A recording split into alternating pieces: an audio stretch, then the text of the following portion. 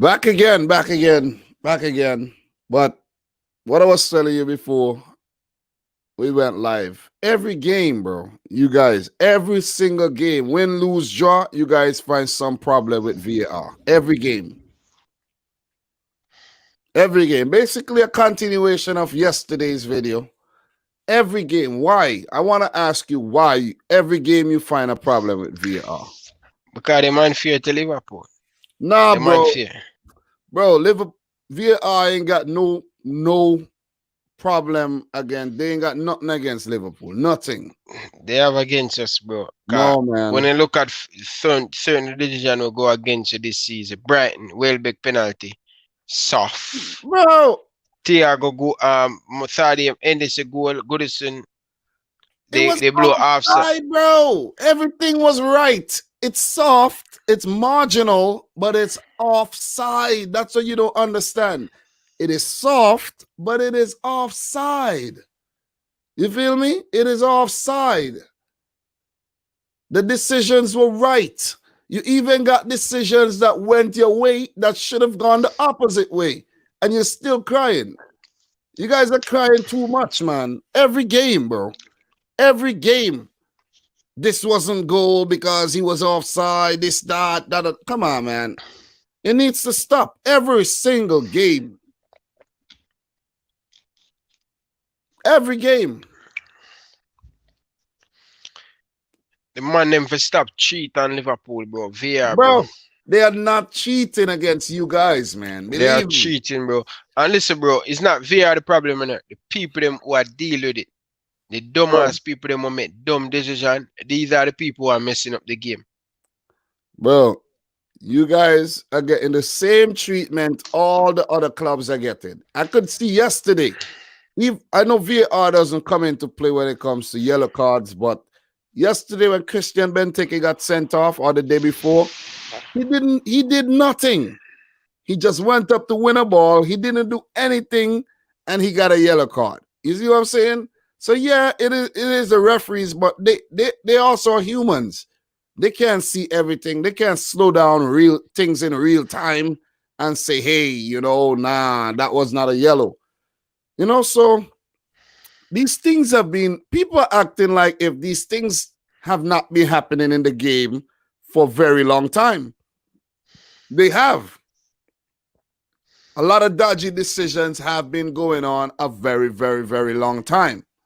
Very questionable decisions. But Ryan, in yesterday's games, Burnley and Aston Villa played to a 0-0 draw. I actually saw this. Were you able to catch any of this game? I went to sleep, bro. Tired, bro. Yeah, I was up. I had to go outside and, clean up snow to get my car out so that I could drop my wife to work, and just to get the car out before the snow got, very, very hard, because that's what's going on with it right now outside.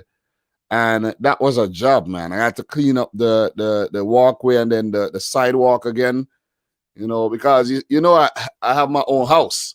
So I had to do everything myself. Not like maybe like you live in an apartment in Canada and you don't have to do none of that.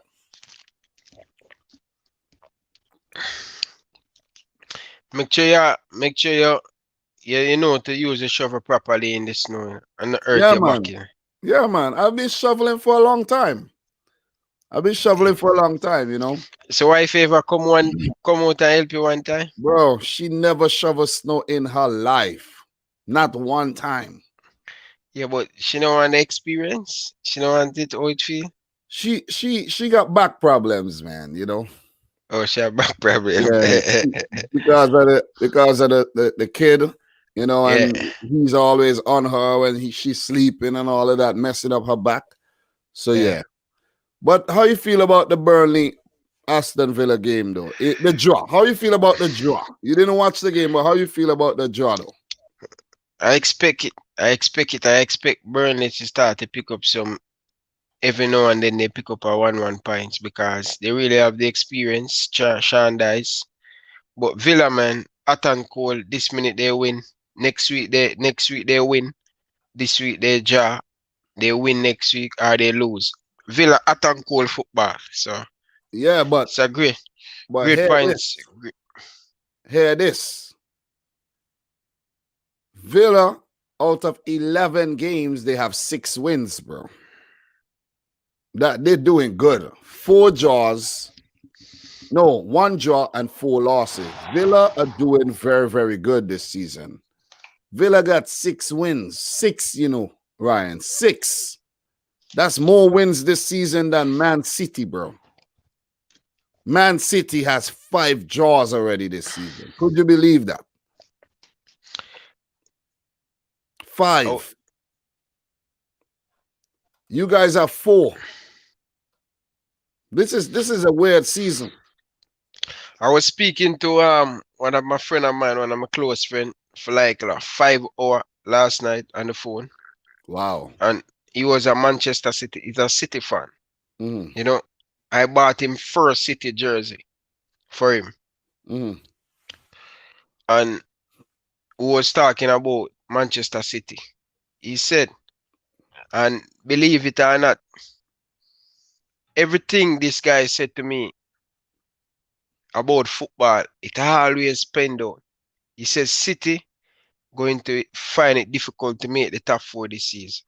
So I asked him about Premier League. What do you think about City winning the Premier League? I must say, don't even think about that. City are going to struggle for make it to the top 4 this season.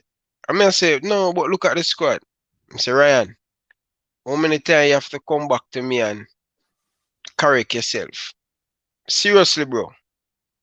When this guy tell me nothing about all my team, and he might tell me, and I say, Brian, why you blind? You see? You know, see? But he said, City under Pep Guardiola, they don't have no fight. They don't have no guts. We lose key player. City lose key player without replacement, and the recruitment is very bad. 2 key player. He said, City, Pep Guardiola buy, and things make progress continue for him is the goalkeeper and Leroy Sané who himself the other day. The rest of the signing them is average. Rodri, I've been telling you this all along. Rodri, poor, no live up to expectation. He killing Bernardo Silva. How can this man is one of the best player in the last 2 years and then drop off so bad? Pep is the one who kill the man career. I kill him career now because through him now, Bernardo Silva can play on the left hand side, him can play on the right, he can play in the midfield. He used that against the youth and play the man to then play him in the midfield, then him play on him wing. No, continue performance. What I say, position in a game. He mix it up all the time. And when I was listening to him, man, I tell the man these things and him never listen to me. City are going back way. The man say, and one of the worst things City do is to give Pep Guardiola back a 2-year contract. All opinions, bro. All opinions. Well, I'm telling you, this guy has been telling me a lot about football. I'm never take in. I never listen to him. Up to my team. Look, we're gonna see this season. We're gonna see. It's still early, Ryan. It's still early because look. Man said Jesus not good enough. I've been telling you that long time. The man say from Silva leave, company leave, Otamendi leave. I'm still telling you, Otamendi and Vincent Company play very good together. Them a warrior and him say City last some fight. Some man who fight who willing to take a red card. Only man on the team right now is Sterling with a bad up a man and the rest of them soft. The man say Kevin De Bruyne and I'm telling you this. The man say Kevin De Bruyne never show up when City really need him. Him now have that fight in guts like a Salah want it every minute of money. That driving force. I've been telling you that, bro. And you say you play it on the carpet and say, oh, listen, Rata boss. This is what this guy is saying. Where is this guy? He's not here. You just echoing this guy's thoughts. No, because most of them things I may tell you, most of them things because he teach me the game and open up me a lot. Up to my team, him say, yo, Ryan, Liverpool is a chucks team. And me always him say, yo, nah. And the man say, yo, you think I lie me I tell the man send me one clip with Liverpool goal them. Most of Liverpool goal them is on the counter. When team part the bus, from a long time the man I say, yo, listen, when team part the bus, Liverpool difficult to break them down. Because with a chucks team. We think most of the time when the other team get corner, Liverpool score a lot of goal from the other team corner. Salah and Mane the counter. And him been telling me and say, Ryan, lower your expectation. And the man tell me about Pep. The man say, yo, Pep and Klopp. The man say, you know what Klopp have over Pep Guardiola? The man say, by getting the best out of player. Pep, if it now work out, he might dash you. The man say City have one of the best left back. The guy will play for Leipzig. And the man say, why Pep Guardiola not playing him? Well, that's Pep for you, man. You know, we got a good player. Very, very good player. But I was talking last night. Angelina. I was talking last night in my my gaming live stream, and I was like, Angelino cannot play as part of a back four. Angelino plays as part of a back three, and he would be the wing back. But if you play Angelino as the wing back, you have to either drop Sterling or Mahrez. You see what I'm saying? Yeah. And we don't have wing backs like that. So what you're going to have to do if you play Angelino is you have to play three. You're going to play Kyle Walker, Diaz, or Stones, Laporte, whoever you want to play as three at the back. If Pep wants, he could play Diaz, Laporte, and Stones at the back. And then he could play wing backs so that the wing backs don't need to defend. You understand? Angelino, where he's weaker in defense, wouldn't need to defend. He would be playing as that winger.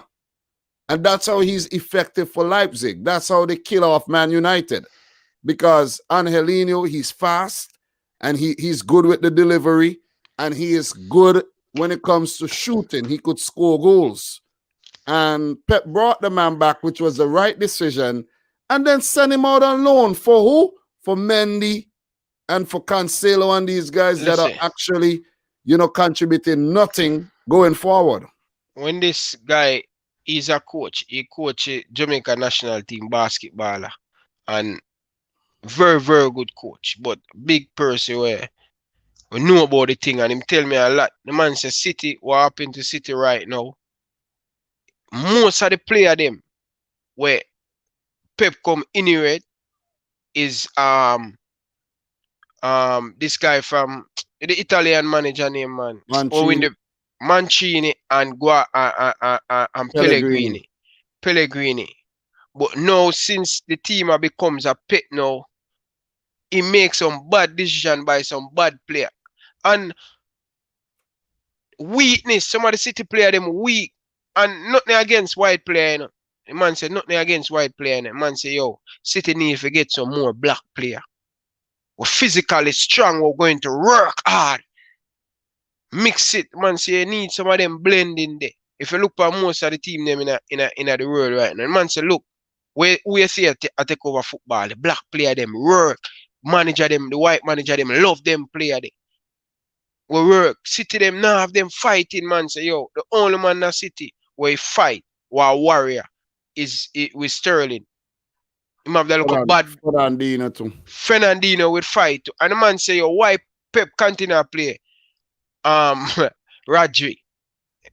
Yes, we know Fernandino old, but he give much better shield in the back line instead of Rodri. I'm going to tell you, Rodri, the expectation is a good player, but he don't up to the Premier League yet. The physicality.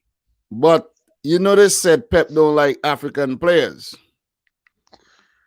That's the thing. That's a thing that has been going on, that Pep don't like African players. Because and he proven himself right, He proven himself right. I know Nathan Ake is Dutch and I think Ivorian, but who else did he bring in? Did he buy any Africans? and Mahrez, and but Mahrez is from North Africa, but still, you know, and then man play Cancelo at left back. look at what he did with Yaya Toure. Yaya Toure still had a lot of football in him. He's the one who pushed out Yaya Toure from Barcelona. Yeah, He's and the he one. pushed him, and he did the same thing at Man City. Pep is questionable, man. Look, I know he has done a lot of good things, but Pep is questionable, man. Pep overthinks everything, man. I don't know what it is, man.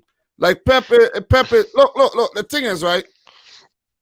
Everybody cried for Laporte last season. No Laporte fit. Pep not playing the man. You're not playing the man. And then Stones out. You criticizing Stones. You're not playing Stones. Now you say Stones had problems. And now you're pushing Stones over Laporte. You have Laporte in the freaking stadium looking sad, like he's like, what the hell is going on here? Then you play Nathan Ake ahead of Laporte again in the next game, and then we end up and draw the game. You feel me? Wait. When you really check it, what Pep's doing, Laporte is the leader of the defense. You're taking the leader out. The worst thing, let me tell you the worst thing, is for when you're the experienced man and when you're the leader, and then your manager, even at work, put somebody who just came here 2 weeks ago ahead of you. And you're like, what the hell is going on here?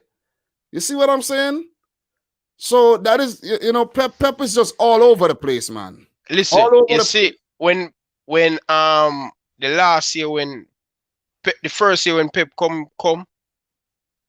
my virgin, the man love the man say, the man name out the player them who's supposed to get dash way. Mm-hmm.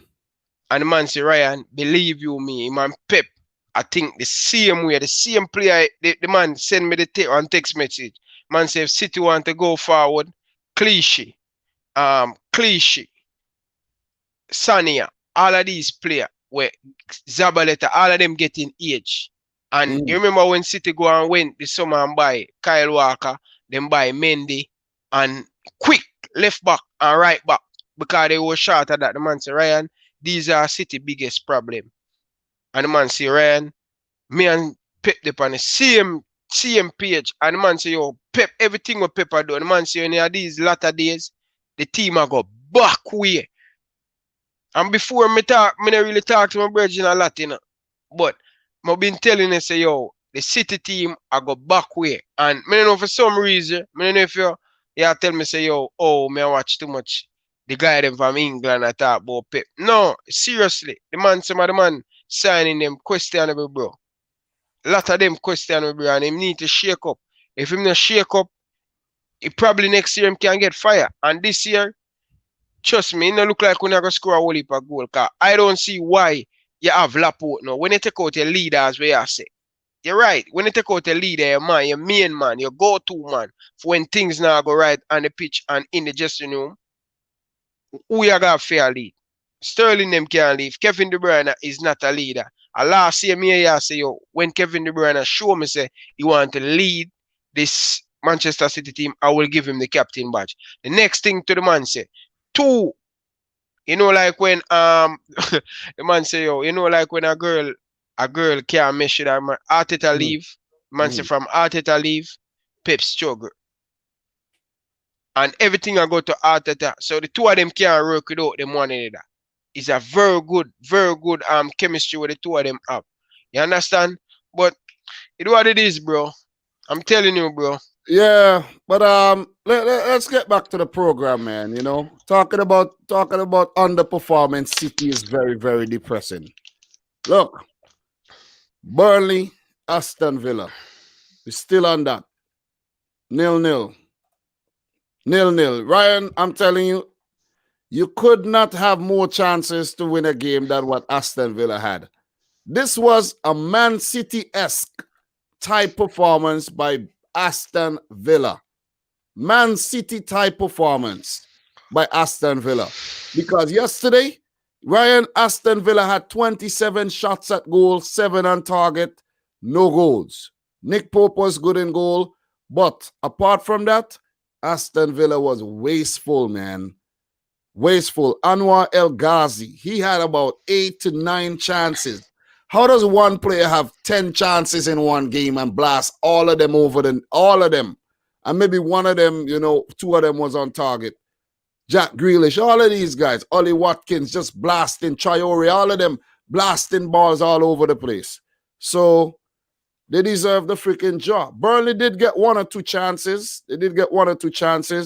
And they came close on a few occasions with the keeper, Emi Martinez, making some big saves. They had 6 shots at goal, 4 on target, 40% of the ball, and they troubled Aston Villa sometimes. But overall, Villa should have won this game. But as I told you yesterday, this game was going to end in a draw. A draw. And the other game, and before we move on to the other game, Villa are currently 11th in the league. They got 19 points, 6 wins, 4 losses, and 1 draw. For Burnley, that point took them out of the relegation zone. They're now 17th with 2 wins, 4 draws, and 6 losses this season. And the commentator was saying this was actually one of the best years on the road for Burnley, where they have 6 away wins. 6 away wins. They don't really win a lot on the road. They do much better at Turf Moor. But that win against Arsenal, that was also pivotal in helping them get out of the relegation zone as well. And as we were talking the other day, if it's one team they're going to wiggle themselves out of this relegation situation, it will be Burnley. It will be Burnley. And they are slowly climbing out. On to the next game, bro. Sheffield United have once again lost another football game, losing to Man United 3-2 at home. They scored first through David McGoldrick, and then Rashford equalized in the 26th minute. That was a very, very good goal. That was a really good ball down by Lindelof. Lindelof with a nice long ball. Good first touch by Rashford. And he blasted it past Man United. But before we talk about these goals, that David McGoldrick goal in the 5th minute, that was a horrible mistake. Dean Henderson against his old team that he was on loan at. And that was a horrible. Bro, what are you doing, man? No, when you blow out like that, it comes out like wind. Yeah. So, yeah. Anyways, hello to Dave. Hello, everybody. Ibrook Palmer, Robert Robinson, Nippon, Sebastian, everybody, Val, you, Liverpool, you never walk alone. Hello, everybody in here right now. Appreciate everybody who's in here. We're doing back-to-back shows. The schedule is crazy. So we got to come back and do this. You know what I'm saying? Slow start, but we're getting there. We're warming up. But yeah, Ryan, your thoughts on this your thoughts on that goal. You were telling me before the we started. You were telling me that Henderson messed up. He trying to get a spot for the England national team, trying to get the number 1 spot for Man United. You get a chance against your former team to prove yourself, and you messed up. So how you think Ole Gunnar Solskjaer going to think about putting the goal against Leeds United on Sunday? You have to think twice now, because you give him an easy option to go back to the first string goalkeeper. So for me, it was a poor decision. What are you waiting at? We're waiting on to clear the ball. He pull off Adrian. See what Adrian did do. Wait till the man close down on him, and then he want to get rid of the ball. So well done to Sheffield, man. Yeah, well done to Man United, you mean? They won the game. Sheffield didn't win the game. You know what I'm saying? Sheffield is an embarrassment, bro. To finish so high last season, things could get really bad by losing one player. You think it's because of Dean Henderson's absence why they're doing this bad? I think the team just find them out and them just don't score a lot of goals. Well, they scored 2 goals today. Brewster Yesterday, I made the mean. wrong choice, bro. Brewster should go to Sheffield Brighton, bro. Brighton are the right team for him. So But now play you think. So now you think. Well, you've been saying that he doesn't fit the system, but still, he made the you wrong know. choice, bro. He should go Yeah. Brighton. Brighton will play the ball on the ground with Lalana and these players. Play it to your strength. Where they going to play the ball through on the But ground, play it but into your foot. hear me. Did Brighton go in for him? Did Brighton want to spend 20 something million for Brewster? No. No, him could have asked for a next loan. He just didn't want to go on a next loan. Yeah, That's why maybe, Liverpool end up selling. You maybe. understand? And then this going to cost him career, you know, because Brighton, Sheffield is not the team for him. It's not. Yeah, we have already established that Sheffield is definitely not the team for Brewster. But And he's not a poor player. Cause I don't know where you get this from, but bro, Brewster is average, bro. what are you talking about? Brewster came on and he did play well. I must mention that he played well. Okay? Brewster came on, he played well, and you know, they almost got something from the game for Sheffield. Rashford, he scored in the 26th minute. That was a good goal. And then Martial in the 33rd. I think that was a Pogba who assisted that Martial goal. That was a brilliant assist, bro. Paul Pogba, oh man, when this guy's playing at his best, he is unstoppable, I'm telling you. That was a brilliant, brilliant ball from Paul Pogba. No look pass. And just destroyed Sheffield's defense and Martial. And the keeper, Aaron Ramsdale, you know, messed it up a little. And Martial put it into an empty goal. 2-1. Man United coming back from behind for the 6th time this season, becoming the first team to win 6 away games after conceding the first goal. And then Rashford again in the 51st finished things off. But Goldrick got a late one. That was a deflection of, you know, the defenders hit it off him, you know, got off his head and went past Dean Henderson. Kind of softish kind of goal. But at least, you know, they're getting into the habit of scoring. So that's a wrap up for yesterday's games that we didn't actually cover in the roundup. And that would be a wrap for match week 13 of this season's English Premier League. So with that win for Man United, they go up to 6th, 23 points. 6th. They have a game in hand, which means if they win their game in hand, they would only be 2 points off the top. Liverpool on top, 28 points. For Sheffield United, they're still at the bottom. 13 games, 12 losses, and 1 single draw. And reports are that even if Sheffield does not get any more points this season, Chris Wilder ain't getting sacked. They said they're going to stick with Chris Wilder even though they go down with 0 points. Because he's a Sheffield United fan, and he's from Sheffield, and that's just his pride and joy. So, you know, it's a good thing because, you know, Slaven Bilic got sacked. You know, a lot of managers are under pressure as well. And it's good to see, you know, boards sticking by their managers and not changing and switching and chopping all the time. Like, you know, like Watford. You see what I'm saying?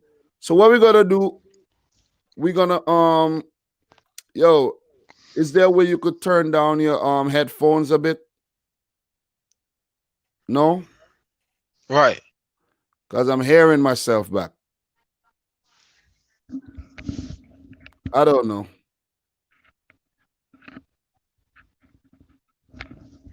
Talk no. The headphones have controls to turn down things. Yeah, it's alright now. So why you don't turn it down, bro? Cause I always want to have that power over you, bro. So when I talk, yeah. Jesus Christ, what is wrong with you? Yeah, it sound better now. Of course it does. You can't have the headphones up so high because what happens is that the voice come through the headphones and go into the mouthpiece. And that's how you get a feedback. You know what I'm saying?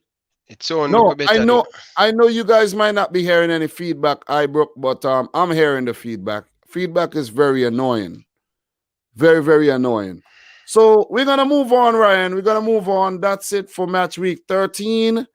We are gonna move on. You're gonna move on. So look, question before we move on though. We only have what? 13 days, 14 days until the transfer window opens. Do you think you guys are going to go in for any center backs this January, Liverpool? Or you should? We should. We should, but with the progress of the youngster, we should. We should, definitely. Even with the progress of the youngster and having Nat Phillips there. Yeah, because Joe Gomez and Joel Matip just can't keep fit. Eventually, we're still going to need an next centre back. So just make it happen and done. But I think Liverpool are trying to avoid that situation. That's why Klopp is playing Reece Williams so much. But do you think that Reece Williams is ready yet? Because look at the Tottenham game. He made a few mistakes, you know. Solid performance. Yeah, but he made a few mistakes that almost proved to be costly. I don't care. He will Hear learn. me out. Hear me out. He will learn. He young. He learn. He will learn. If you guys had lost that game, it would have been a different story. That's how you guys are. And that's what I was telling you yesterday, bro. You need to see things from a different perspective. You need to start looking at things from an unbiased perspective. You're biased, bro. You're biased. Listen to me carefully. Listen, I'm trying to teach you something here. I'm trying to teach you something, bro. Whenever you're analyzing a game, bro, stop looking at it from one side. Look at it from both sides. For example, Tottenham Hotspur had their chances. You have to see. If they had taken their chances, it would have been a different situation for us. You have to look at that too. And you have to say, we played well, but those are the things we need to work on. We can't allow teams to have these clear-cut chances. And it's because of players like Reece Williams in your team why that happened. Because he was the right-sided centre-back on the day, along with Trent. You need to talk about these things. You need to have a little segment in your video where you talk about these shortcomings and stop. Yeah. You know, that type of behavior would blind you.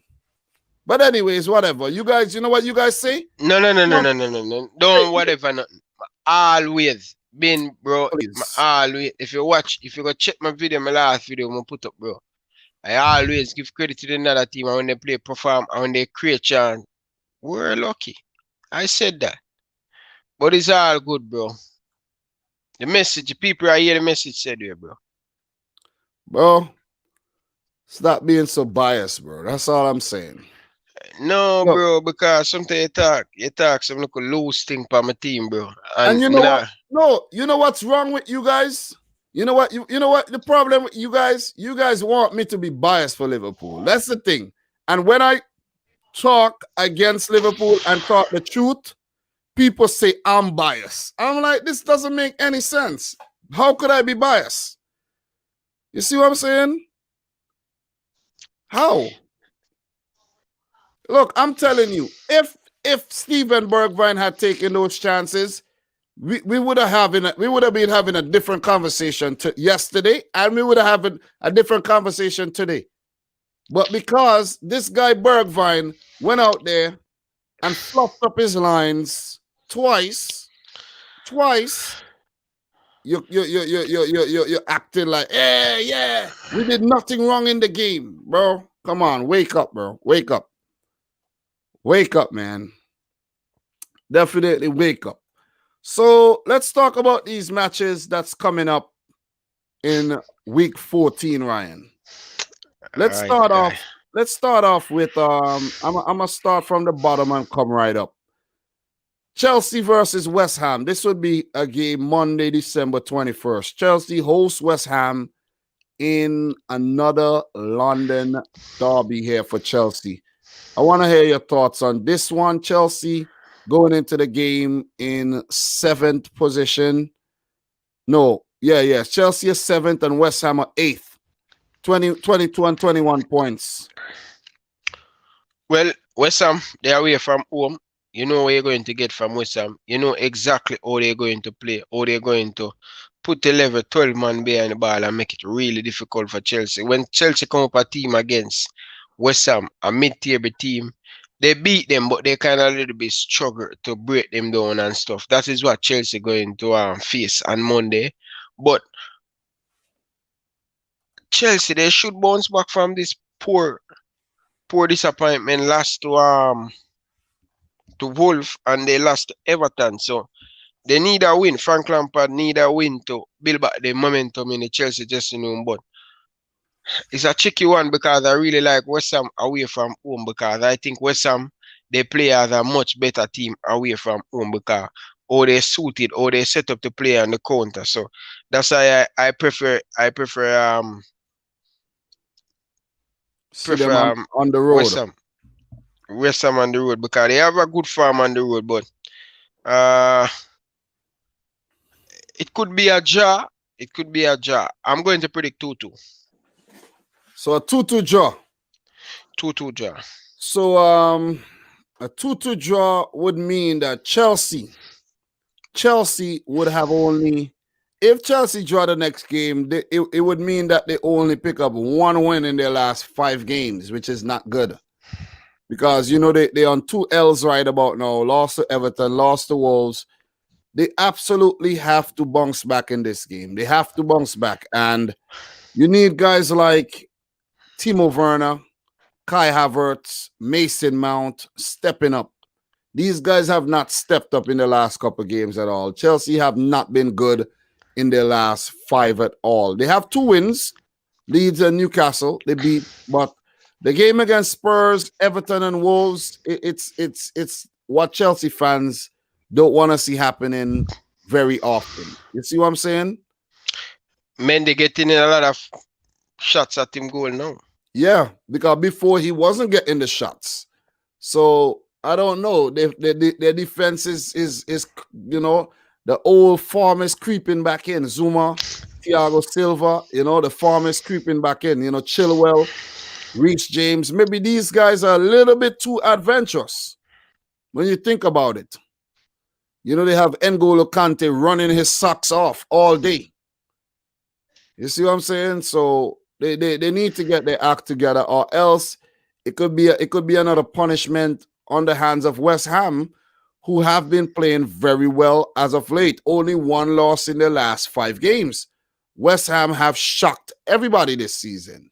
They got 21. West Ham has more points than Man City right now, which is nuts. I know we have a game in hand, but West Ham got more points than us. This is crazy. But West Ham, they have been playing very good. They have. And oh, shout out to Sebastian Haller again for that bicycle kick, man. Oh, that was nice. But I think that the people at West Ham has smartened up. You know, they have gotten a lot smarter in their recruitment and everything. Thomas Šusek, Vladimir Kufal, these guys from the Czech Republic have definitely helped their team, add a lot of grit, had a lot of fight. These guys are tough, you know what I'm saying? These guys are from tough countries that where they put up a fight. And I like to see that, you know what I mean? Ogbonna in defense, you know, you got to give him credit up there in age. And he surprised a lot of people this season, you know what I mean? And West Ham has their injury problems of their own with Antonio Masuaku and co dealing with injuries. So it's well done, West Ham. You know, well done. We have Doug saying 2-1 win to West Ham here. 2-1 win. Appreciate you stopping by, Doug. He says a 2-1 win to West Ham United. Look, this one is not easy to predict, but before I make the prediction, I'm gonna give you guys some stats. These 2 teams here, I'm gonna give you guys some stats here. So it's nuts. Did you know, Ryan? Do you realize that last season, West Ham did the double over Chelsea? You didn't remember that, right? All right, Ryan got bumped off there. I don't know why, but he got bumped off. But before, you know, I was saying West Ham United beat Chelsea twice last season. It was a 3-2 win at home and a 1-0 win on the road. Before that, Chelsea won 2-0 And the season, well, before that, the season, there was a 0-0 draw and a 2-0 win for Chelsea. And there was actually a 1-0 win for West Ham and a 1-1 draw. So West Ham has been picking up wins against Chelsea, 4 in the last 10 games, dating back to 2016, and have only lost 3 times to Chelsea. So this is going to be a tough game for Chelsea. Another tough one. Another tough one. Irregardless to if they're home or not, this is going to be a tough match. They are not happy campers against West Ham United. In 48 Premier League matches, Chelsea got 25 wins, West Ham 14, 9 games ending a draw, 83 goals to 47 in favor of Chelsea. They score a lot more goals, but West Ham, very, very gritty team. And as the record shows, the last 10 games, West Ham has been doing very, very well. They have been doing better against Chelsea. You know what I'm saying? So it's going to be a good one. It's going to be a good one. Chelsea have been linked to West Ham defensive midfielder Declan Rice for some time. West Ham, please hold on to Declan Rice. Please hold on to Declan Rice because, you know, this guy is a gem. This guy is what I call a gem. It's what I call a gem of a player. So at home for Chelsea, they have lost 5 times to West Ham, 5 draws, and they won 14. This record is not good.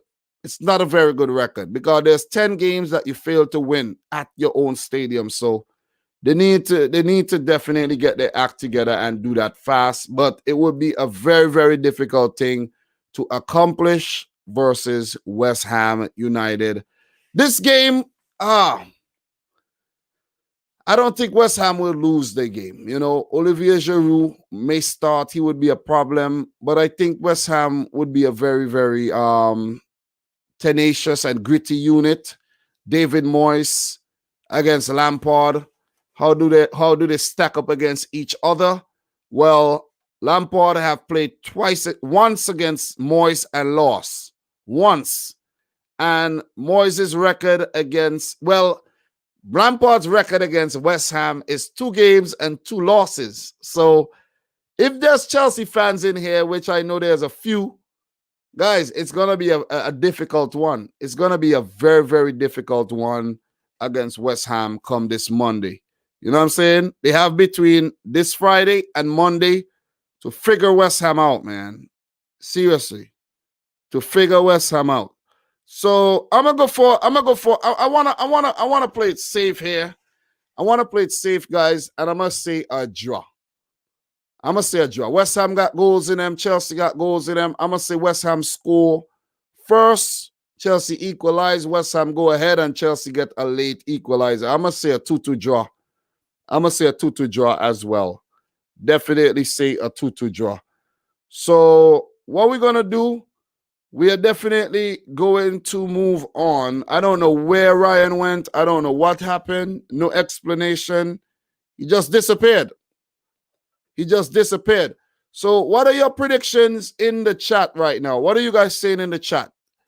Dom, Declan is our boy as Pogba is to United. I see. And we have Don Masebo is saying, I'm kind of worried about West Ham, but I think Chelsea will get the win. Chelsea do need the win. They do need the win. They are in need of a 3 points here because they're falling off big time. Definitely. So Don is also saying Rice is coming to Chelsea next summer. Well, I think West Ham needs to persuade Declan Rice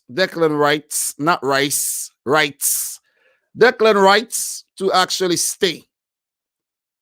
Give him a new contract, pay him more wages, and have him there because you could actually build a club around Declan Rice, you know, like how you had Mark Noble at the club for such a long time. The club, you know, you guys realize, you know, West Ham has been playing a lot better without Mark Noble, you know, but maybe they need to start bringing him in a lot more for that experience. You know what I'm saying? So we have Don Oluwis saying a 4-1 win to West Ham. Arnav Gupta, a 3-1 win to Chelsea. And what other? We have EPL champion is saying 2-1 to West Ham. I know you want that because Chelsea are, a rival, contender to win the league. West Ham, most likely not. So you Liverpool guys want Chelsea to actually lose the game. I see. If that's not their thinking, well, yeah. You see what I'm saying? All right. So we have Michael Olapido. He's saying 3-2 to Chelsea. Well, I wouldn't be surprised if we have a very, exciting game. What is Ryan saying now, man? Jesus Christ.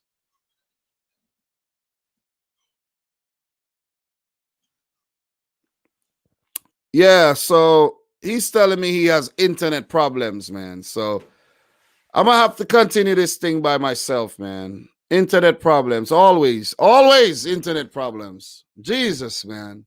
I've never had internet problems, man. Never once. Not once I've had internet problems. But, everybody, all internet isn't created equal, so we're gonna move on from this game. We're gonna move on. But before we move on, David Moyes against Chelsea, he only has 6 wins, 22 losses, 12 draws. This game is heading to a draw. I'm telling you, it's heading to a draw. But if you have Havertz, Werner stepping up, it could be a total different outcome. Total different outcome here. So, as I said, the show must go on. You feel me? Ryan was here. Internet, cranked out. And it seems like he can't sort out his business. I don't understand how you're just there and your internet just bam, gone like that. Doesn't make any sense, man. You know what I mean? Doesn't make any sense. Let me send it, let me see what else he said.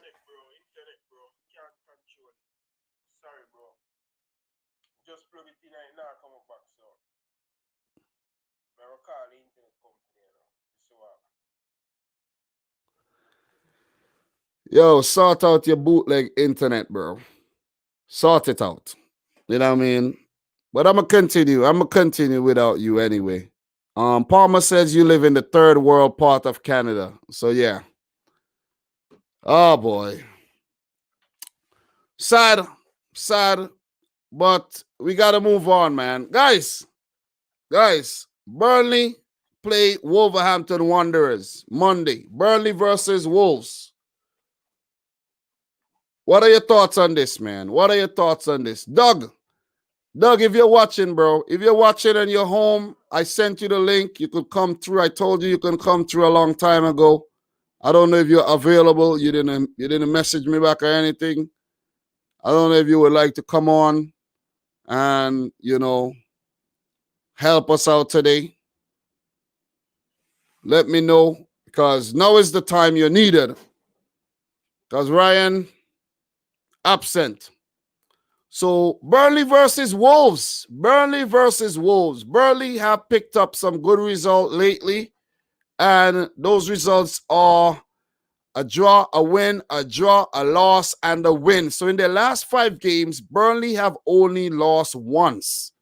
And that game was against City. So Burnley are getting their act together again. For Wolverhampton Wanderers, they were going through a bad patch where they lost 2 in a row. But they picked up a very, very good win against Chelsea in their last game. But to play Burnley at Turf Moor, it's a very, very, very difficult thing. It's a very, very difficult thing. So this one is a tricky one to predict because Wolves getting back into form against a Burnley team who is very, very formidable at home is tough to predict. Last season, it was 2-1-1 draws. The season before that, Burnley picked up a win and a loss. The win was at home. The season before, when they met in the championship. And it was 2 draws. And then that season before that, Burnley with 2 wins. And then before that, back in 2010, 2009, it was 2 losses. But recently, they have only lost once against Wolves in the last, let me tell you, in the last 8 games, only 1 loss against Wolves. So it's a hard one to judge right now. And it also could be an easy one to judge because of their record as of late against Nuno Espirito and Wolves. So Nuno's record against Burnley is 1 win, 2 draws, and a loss in 4 games. Sean Dyche's record against Wolves is 3 wins, 4 draws, and a loss. So Sean Dyche have only lost once against Wolves. This game have a draw written all over it or a Burnley win. But I don't think Burnley are going to lose this game. Burnley are climbing up the table. They're climbing up the table. So this one looks like a draw. This looks like a draw written all over it. Very, very gritty outfit is Burnley. And they have guys like McNeil and Brownhill to add that impetus, that youthful vigor as well. Robbie Brady has been playing well. Always the threat of Chris Wood, Barnes, and his other Jay Rodriguez. Even though they have been misfiring as of late, they somehow find a way to grind out the results. And these good results could be attributed to guys like Tarkowski and Ben Mee back in the team and the brilliance of Nick Pope as well. And you got to give Sean Dyche some credit when you talk about that as well. But look, Wolves always a threat through the likes of Pedro Neto, Daniel Podence, Adama Traore, and these guys have to step up in the absence of Raul Jimenez. You know what I mean? Shout outs to Alcantara, who is a member. Guys, consider becoming a member. Hit the join button. Alcantara did so, and he says, can't wait to see Podence another tricks. Definitely, man. Podence had a great game. Great game. Great goal. Him and Neto destroyed Chelsea. Broke their hearts. You know, so some more fun facts for you. Wolves and Burnley have only met in the Premier League 6 times. Wolves have 3 wins. Burnley have 1 and 2 games ending in a draw. So Burnley do have a 50% chance of not losing this game. But only 50%. Only. Their home record, however, is 3 games, 1 win, 1 draw, and a loss. So, yet again, the probability of them losing, you know, is very low. It's very low. So, I'm going to go for a draw in this game. I won't be surprised if it's another 0-0 draw. But I'm going to go for a 1-1 draw here. A 1-1 draw for Burnley versus Wolves at Turf Moor. So that's my prediction for that game. What are you guys saying in the chat right now? What are you guys saying in the chat? What's your prediction for this one, guys? We have EPL champion saying a 1-1. Good prediction. Good prediction. Very good prediction. We have Rasheen Fraser said a 3-1 win to Burnley. To Wolves. Sebastian is saying a 2-0 win to Wolves. Who else we got here? Who else we got making predictions here? THZ, 3-1 to Wolves. What else we got? Any more predictions? Jota on Fire is saying a 0-0. Ibrook is saying 2-1 to Wolves. Dave McDonald, a 0-0 draw. Fan Shop is saying a 1-1 draw. And we have Liverpool, You Never Walk Alone is saying a 1-1 draw. So a lot of people are leaning towards a draw for this game. So before we move on, guys, how do you guys feel about Jurgen Klopp winning Manager of the Year according to FIFA? FIFA Awards. Jurgen Klopp won Manager of the Year. Manager of the Year. How do you guys feel about that? Even Klopp said, I saw an article that Klopp said that he is surprised that he won it. You know, he is surprised. I'm surprised he won it too. I'm surprised. Even though he won the title, for the first time for Liverpool.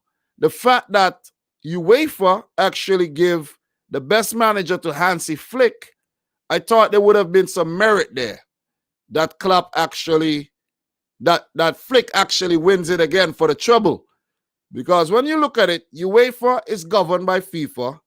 And if Flick won it for UEFA, how did Klopp surpass him for FIFA? It's a strange old thing. You know, these awards are very strange, man. These awards are strange, I'm telling you. Strange, strange, strange. For example, Manuel Neuer won Goalkeeper of the Year, right? But how are you going to win Goalkeeper of the Year? This does not make any sense. It doesn't make any sense. And it's nothing against Liverpool or anything. But how can you win Goalkeeper of the Year but not get into Team of the Year? It doesn't make any sense. It doesn't make any sense. How does that work out? How does that work out? You see what I'm saying? How does it work out? It doesn't make any sense at all, man. It doesn't make any sense. So I might let me see this, man. Let me see this. Let me try to help Ryan with this internet thing before we move on. Let me hear what he's saying.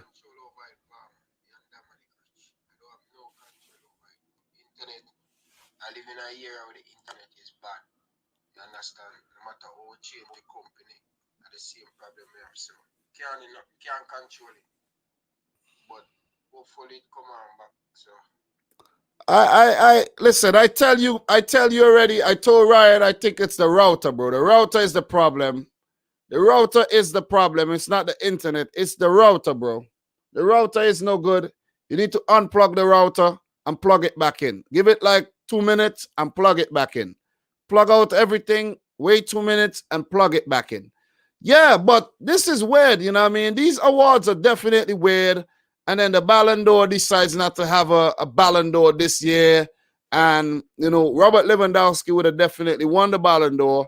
And now he does not win any Ballon d'Or. You know, what they should actually do for Ballon d'Or 2021, or Ballon d'Or, 2021, is actually consider the performances from 2020 and actually give 2 Ballon d'Ors awards, you know, one for 2020 and one for 2021. You feel me?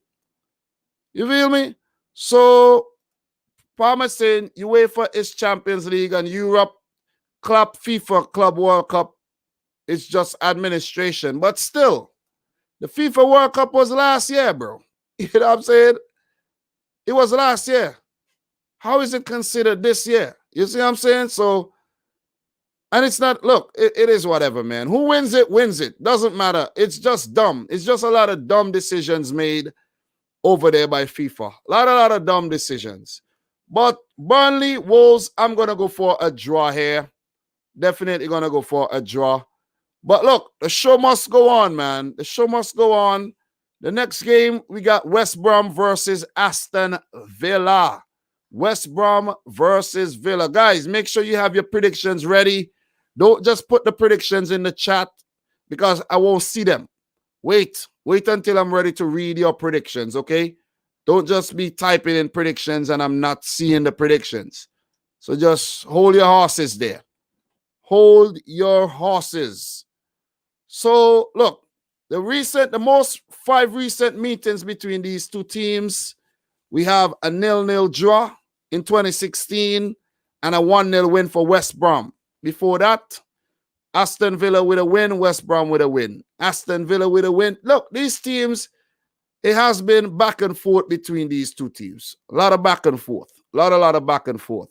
But the most recent meeting was in the semifinals of the Cup. It was the EFL Cup back in 2019. And we had Villa. It was Villa going through. And they met Man City in the final. I think that was the same final they met Manchester City. So this game will be hosted by West Bromich Albion, and in their last 10 games, they have 3 wins against Villa, and they have 5 losses, including a loss on penalties, with 2 draws in between there. Right now, Sam Allardyce is at the helm for West Brom. And we know about this. We know about this honeymoon period where managers come in and they do very, very well at the start. And, you know what I'm saying? They might win a few games here and there. The first 10 matches, they're all nice and dandy. And then after that, it goes array again. So this is what we might see. So you got to be very careful about playing West Bromwich Albion right now, especially under a guy like Sam Allardyce. You see what I'm saying? Very, very careful. So Sam Allardyce apparently have never played a game against Dean Smith. But against Villa, he has 29 games, 10 wins, 11 losses, and 8 draws. Dean Smith's record against West Brom reads 4 games, 2 wins, 1 draw, and a loss. So that's not a bad record at all. That's not a bad record. All-time Premier League results, 20 games between these two teams. West Brom, they got 4 wins. Aston Villa, 7 wins, and 9 games ending in a draw. Look, man, look. The fact that West Brom, you don't tell me, West Brom, you pick up a draw against Man City, right? Irregardless to if you change a manager, you pick up a draw against City, no way you should lose to Villa. I don't care if it's different teams, but no way you should lose to Villa. You see what I'm saying? No way at all you should lose to Villa. No way. It would be unacceptable right now for them to lose to Villa. I know West Brom are still struggling in the relegation zone. Villa doing a lot better. Spoke about Villa early on in the show. But West Brom, 13 games, 7 points. They have 8 losses, only have won once this season. But on the bright side, they have picked up 4 draws. Aston Villa, in their last game against Burnley, look very spirited, but very wasteful. They have the firepower, but do they have any assassins in the team that's going to hit the freaking target? You see what I'm saying? Do they have that? It doesn't look like it. It doesn't look like it. You see what I'm saying? So, guys, that would be it for Ryan. Ryan would not be on the show for the rest of today. So, if you guys are looking forward to arguments and heated debates, that won't happen because the man's internet just cranked out, man. It is whatever, you know. It is very annoying, but it's whatever. It's whatever. And Ryan, if you're watching, bro, you're sending me all these voice notes.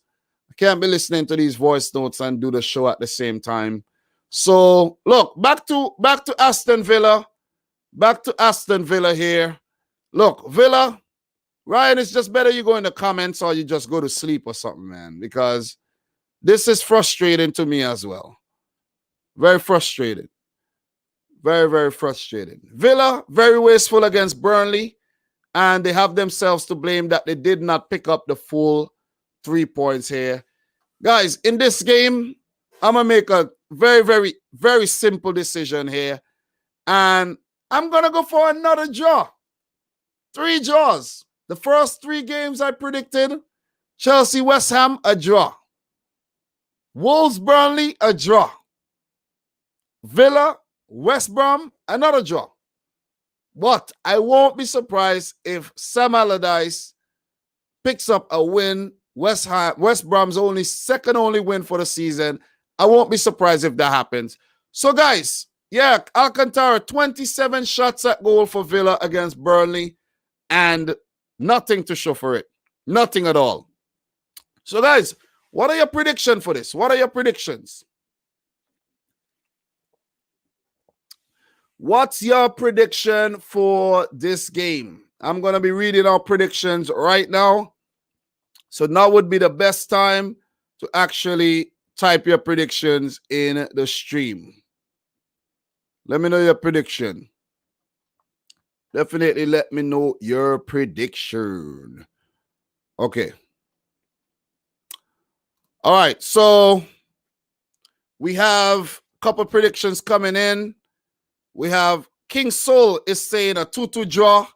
Newcastle 1 Fulham. We're not on that game yet, bro. Why are you typing? Why are you typing Newcastle Fulham right now? We're not talking about that game right now. God damn. But Rufai Ibrahim is saying a 2-2 draw.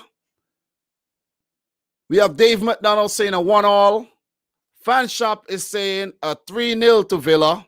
Don Masebo, well, EPL champion is saying 0-0. Don Masebo is saying 2-1 to Villa. Well, 2-1 to West Brom. 2-1 to West Brom. Alcantara is saying a 4-0 to Villa.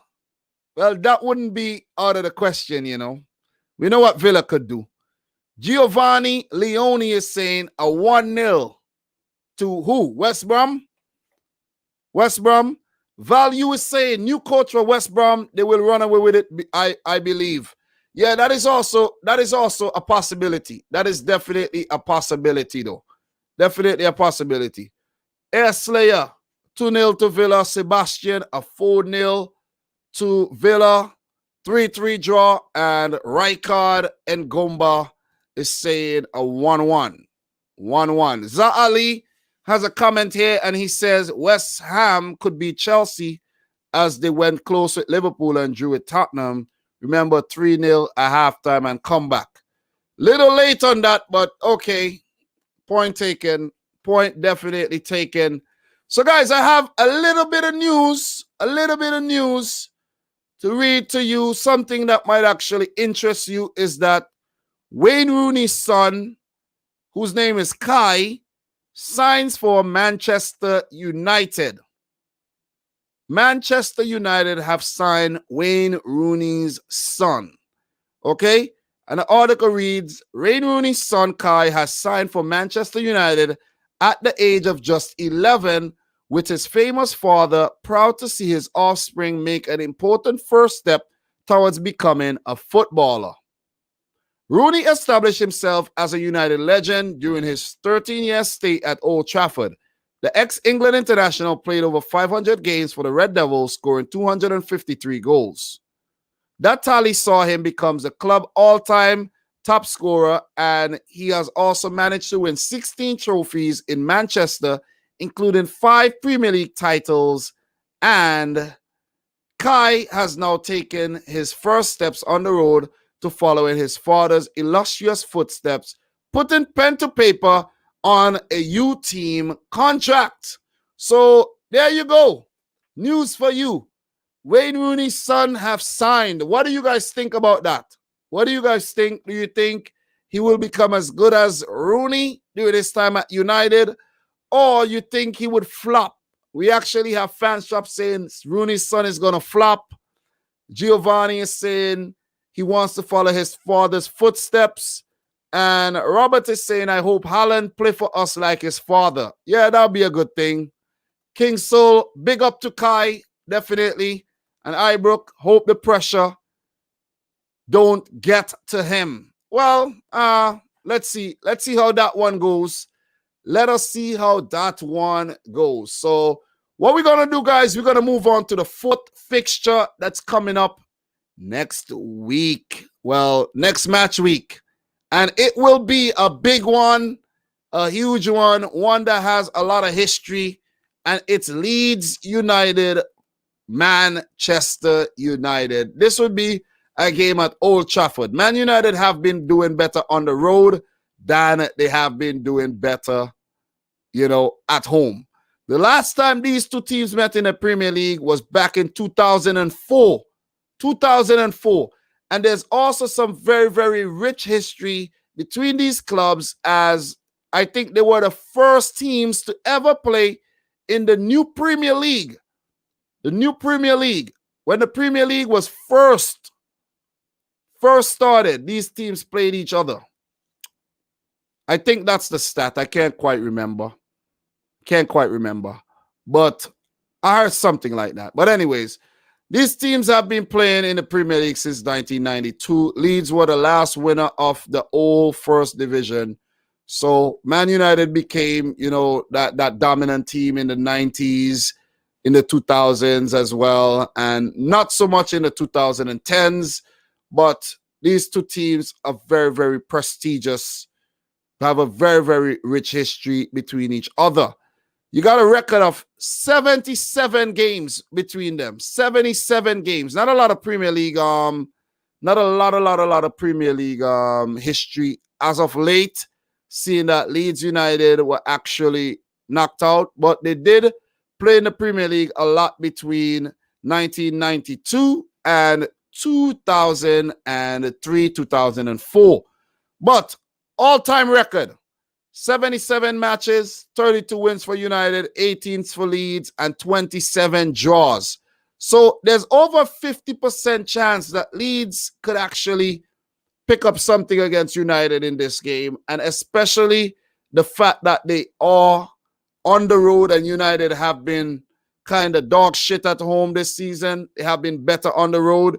We could see something good happening here for Leeds, who are coming off of a thumping 5-2 victory over Newcastle United. So Leeds, we know they're up and down. They're a very mercurial unit, but we know what we're going to get from Leeds. We are going to get energy. We are going to get stamina. We are going to get, a lot of enthusiasm. We're just going to get all out football from Leeds United. And right now they are 13th in the league. They got 17 points, 5 wins, 6 losses, 2 draws. Their defense is not the best. They have conceded 24 goals this season, amongst the worst defenses. But they have also scored 22 goals, which is definitely up there with the best attacks. So Leeds, very, very dangerous team, man. Very dangerous team. And I have to shout out Jack Harrison on loan from Man City. Leeds might as well just sign him because he's been there for 3 seasons now. And he's doing well. He's doing very, very well. I think he got 2 goals and 4 assists this season. Patrick Bamford have 9 goals. He's doing well. He's scoring. Rodrigo is doing what he does. Rafinha is playing well. Alioski, Click, Ailing, Melier in goal. The only problem I have with Leeds, man, right now, they can't defend. They really can't defend to save their lives. But for United, they are unbeaten in their last 5 Premier League games with 4 wins and 1 draw. They're looking good. They're looking good. Despite getting knocked out of the Champions League, in the Premier League, they sit 6th, 23 points after 12 games with 7 wins, 3 losses, and 2 draws. That's not a bad record at all. That is definitely not a bad record to have at all. Definitely not. Definitely not. The last time Leeds and United met was back in 2011 in the League Cup 3rd round where United won 3-0. So United do have the edge here. They do have the edge here. What do you guys think? Who do you guys think are going to win this game? Leeds United or Man United? Personally, for me, I think it's going to be a great game. It's going to be a very, very good game. Who do I personally want to win? I want Leeds to win the game. I do want Leeds to win the game. Of course I do. Of course I do. But are they going to win the game? I don't know. I don't know. United are very iffy as well. I don't know if they're going to win this game. Seriously. Bielsa has played against United twice, though. Twice in his managerial career and has won both games. Both of them. So that's a great thing. That was for Athletic Bilbao in the Europa League back in 2012, where he got a home win and an away win for Athletic Bilbao. So that's some history for you guys right there. Ole Gunnar Solskjaer has never played against Bielsa, has never faced Leeds, and this one is going to be a very tricky one. Very, very, very tricky one. Calvin Phillips and these guys are going to be very, very, very busy dealing with the likes of Rashford, Greenwood, Martial, and, of course, Bruno Fernandes. And you know what I realized last game? Man United did not get a penalty. United did not get a penalty. So, and the game against Man City, they almost got a penalty and didn't get one. So the penalties are drying up.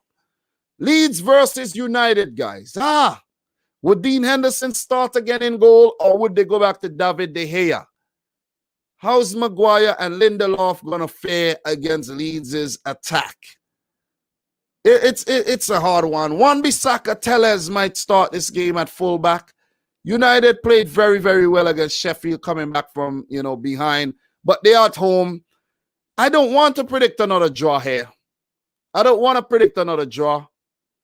As much as I want United to lose this game, I think Man United are actually going to pick up a win here. I think United are going to pick up a win. I think it's going to be a win for United. I'm going to say a 3-1 win. 3-1 over their rivals, Leeds United. This Premier League game has been, a very anticipated one, highly anticipated one. And it's going to be a good game, but I think United are going to come out on top here. Those are just my thoughts. I do think United are going to come out on top. Definitely. Definitely. So, guys, before we move on to the next fixture, let me read your comments. Let me see what you're saying. I'm getting you guys involved a lot today. I should have you involved more often. But seeing that I'm here by myself, I'm actually going to read out your comments today so that I could get you involved. And, I don't want to just be talking and not involve you guys in the show. We do involve you in the show most of the time, but when there's Ryan on here, it's very difficult. It's very difficult. It would last forever. So we have Palmer saying 4-3 Leeds. Bielsa to out with Ole. I don't know about that, bro. I don't know about that. Jersey boy, how are you feeling today, bro? He's saying, I think 2-1 to City. Oh, we're not on that game yet. You're talking to somebody else. But he's saying 3-2 to United with a Bruno penalty. Yo, your avatar has on those new Apple headphones, bro. Those AirPods thingy that they have, those big ass $500 headphones. That's what you have there. Alcantara says 3-1 to Leeds. Sebastian, 3-1 to Leeds. You guys must not like United. Dave McDonald, 3-1 to Leeds. Who else we got here? Who else we got here making comments, man? Who else we got here making comments? Let me see. King Saul, any comments? I don't see any comments here. But what else are you guys predicting? We got Za Ali saying 3-2 to Leeds. Wow. Giovanni, 2-1 to Leeds. You guys must not like United. Jota on fire, 3-2 to Leeds. Oh, my God. Come on, guys. Be objective. Don't be so biased against United. Mahmoud Al-Sawaf is saying a 1-1. Guys, come on, man. You know what I'm saying? Come on. 4-1 United said Aaron. Jersey boy saying, haha, nah, they're just some Bose headphones. I don't have any Apple headphones. I do have Apple headphones. I have AirPods, and I have AirPods. Alcantara says a Bamford hat-trick. Wow. Wow. So, guys, what I'm going to do between every single game that I'm going to talk about, I'm going to make the show extra interesting today since I'm alone. Ryan was here at the start, and the internet just disappeared. He didn't even get to say, hey, man, I'm having problems. There was no warning, nothing. He just got cranked out, And according to Ryan, he doesn't even want to use his phone. He don't want to use his cellular service because if your internet is shitty, apparently the cellular service is shitty too. And I'm not even talking shit about Ryan right now. But fun fact, in between articles right here, in between matches. Look, Kazuyoshi Miura, 53 years old, was born in the same year as Jurgen Klopp, Massimiliano Allegri or Max Allegri, and Paul Gascoigne. And he is still playing professionally in the J League for Yokohama FC. Miura has now played in 5 different decades. Unbelievable achievement. Kazuyoshi Miura, 53-year-old player playing for Yokohama FC, man. Crazy. I think, Yokohama FC is part of the City group, you know. Yokohama FC. I'm not. I think so, you know. I think they're part of the City group, if I'm not mistaken. I think they are part of the City. I might be wrong, but I think it might be another Yokohama team. But one of them Yokohama teams are definitely part of the City group. So Kazuyoshi Miura, man. This guy is a beast. How many people in here are aware of this guy? How many people in here are aware of Kazuyoshi Miura? Because at 53 years old, man, 53 years old, 53. This is nuts. My dad is currently 52 years old, 52. You see what I'm saying? 52. So it's crazy. The man has been at Yokohama FC since 2005, where he has made 275 appearances according to Wikipedia, scoring 27 goals. He does have 89 caps for Japan, where he made those appearances from 1990 to the year 2000. So for the last 20 years, he has not represented Japan. He stopped playing at 33 years old, and he is still playing professional football today for Yokohama FC. This is crazy. This is nuts. This is definitely nuts.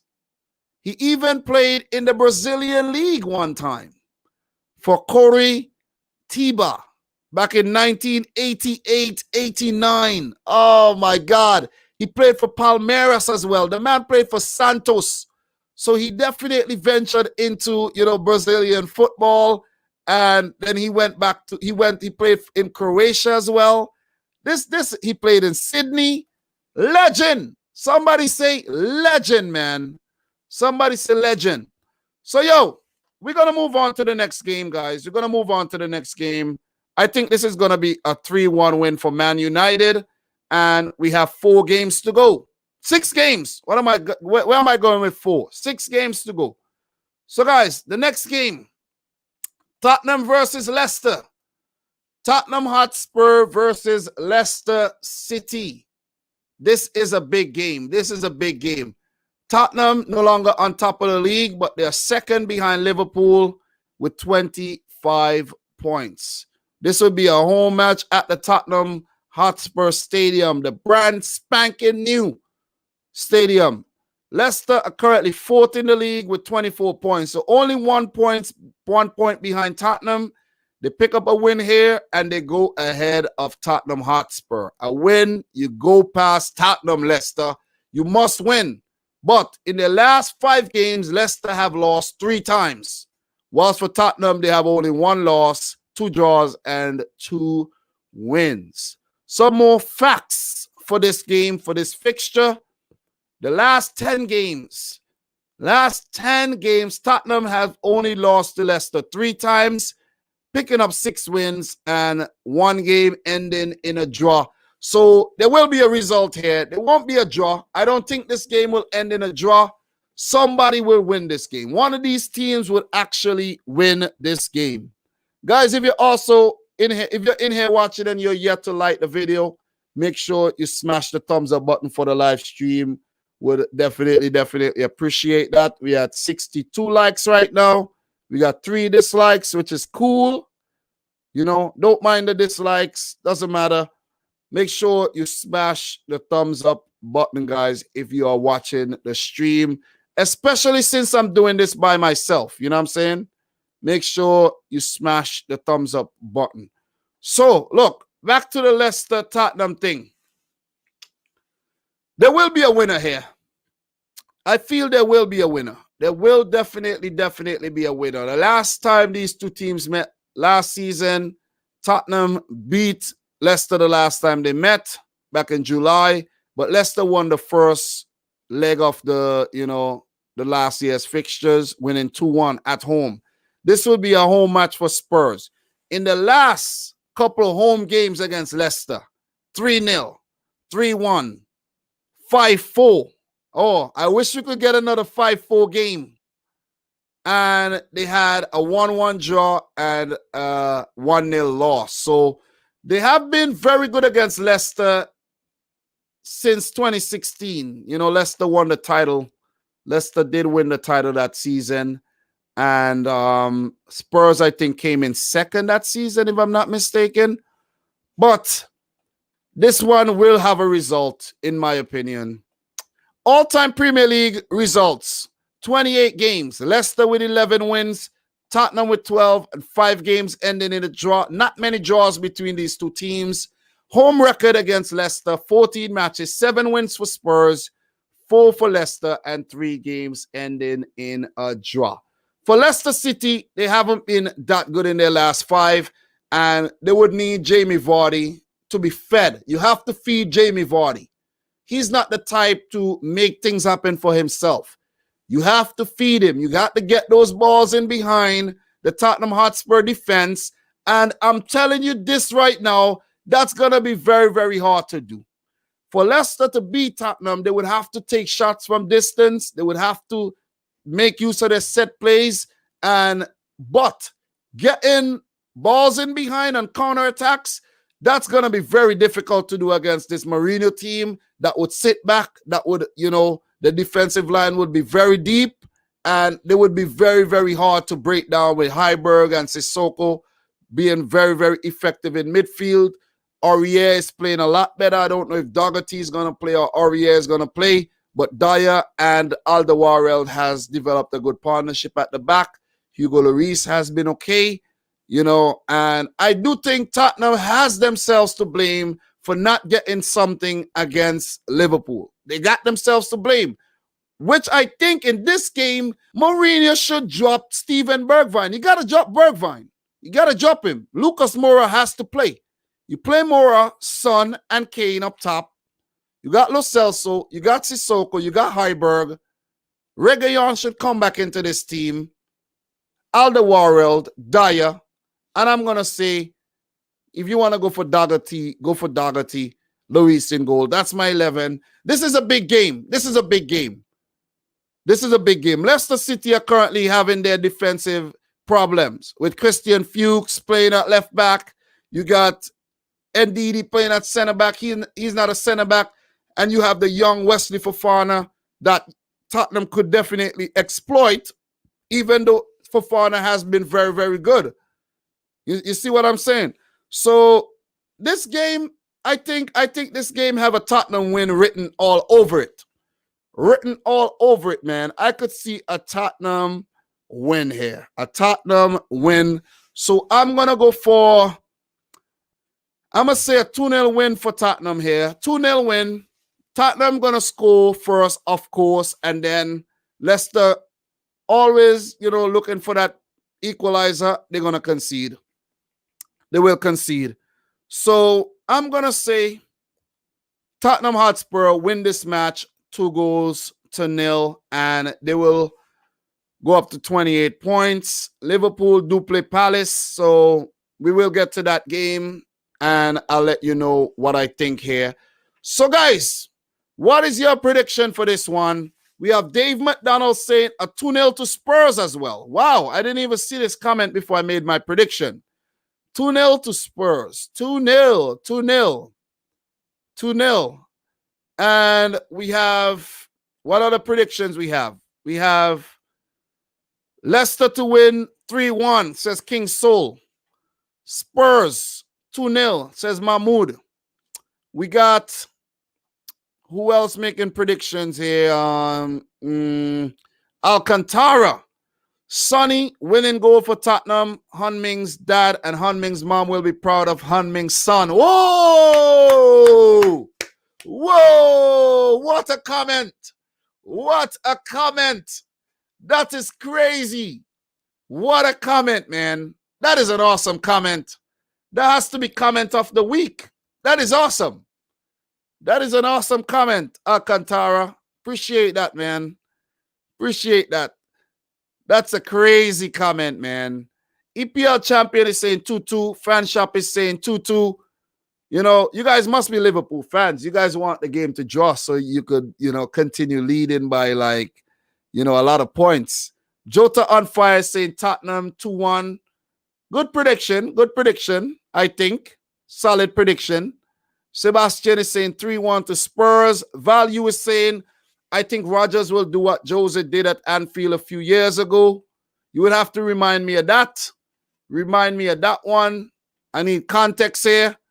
Definitely need context. But Jose's record against Leicester reads as follows. 10 games, 8 wins, 1 draw, and 1 loss. Against Brendan Rodgers, 7 matches, 5 wins, and 2 draws. He have never lost to Rodgers, who has the inverse of that record being 7 games, 5 losses, 2 draws. He has never beaten Jose Mourinho. Never. Against Tottenham, he got 6 wins, 4 losses, and 1 draw in 11 games. So that's something positive there, that he has 6 wins against Tottenham Hotspur. He has a good record there. He definitely got a good record. But Leicester City, be aware of Son and Kane. These guys have been on fire this season. On fire, I'm telling you. Harry Kane has 9 goals and 10 assists, man. 9 goals, 10 assists in the freaking league this season. This is absolutely crazy. If he continues like this, I'm telling you guys, he would have like what, 30-something goals and 40-something assists this season? That is nuts.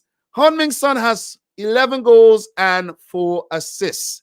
When it comes to the Leicester versus Tottenham fixture, Harry Kane has the most goals. He has 15. 15 goals. He loved to play Leicester City. Son, he got 5. Jamie Vardy got 5. And those are the current players still involved for both teams. So I'm going to go for a win, man. 2-0 win to Tottenham Hotspur. And, you know, they would continue to challenge for the title this season. I don't think it's going to be a one-horse title race at all. And I think it's going to be very, very, very, very interesting. You know what I'm saying? Very, very interesting. So, guys, I recently saw that Petr Cech is playing for Chelsea's under-23 team. This is crazy. This is crazy. And he did concede twice. He did concede twice in a win, a 3-2 win for Chelsea. I think it was over. I can't remember who they played. But Petr Cech recently featured in an under-23 game for Chelsea FC. There's also another thing that happened, guys. Another crazy thing that happened. Danny Drinkwater, also playing for the Chelsea under-23 U team, got sent off after getting into a fight with another player, an opposition player. Crazy, crazy stuff. I got to get the facts right for that one. Definitely got to get the facts right for that one. But Danny Drinkwater, his career has definitely taken a plummet after winning the title with Leicester City. He got a big move to Chelsea. That didn't work out at all. So it was Danny Drinkwater and Alfie Devine, Chelsea under-23s versus, I'm going to tell you, Chelsea under-23 versus Tottenham Hotspur. I think that was the same game Petr Cech conceded twice in. He got a red card. This is crazy. You know what I'm saying? Danny Drinkwater, what is going on with you, bro? What is going on? What is going on with Danny Drinkwater, guys? What is going on with him? You know what I'm saying? He has fallen off hard. I remember he played for Aston Villa and it was a horror show. Horror show. He was on loan at Burnley as well. Hardly got a game. The rise and fall of Danny Drinkwater. He has to be the most unfortunate footballer on planet Earth at the moment. He can't get a game for the only way Danny Drinkwater would get a game for Chelsea is if there's an injury crisis at Chelsea. And the article here from Football Ramble, it says Danny Drinkwater absolutely sighting down a child. Cech then reluctantly hobbling over like a man who believes he is just too far old for this kind of exertion on a Monday night. Very enjoyable. So it's crazy. It is crazy, man. It's crazy.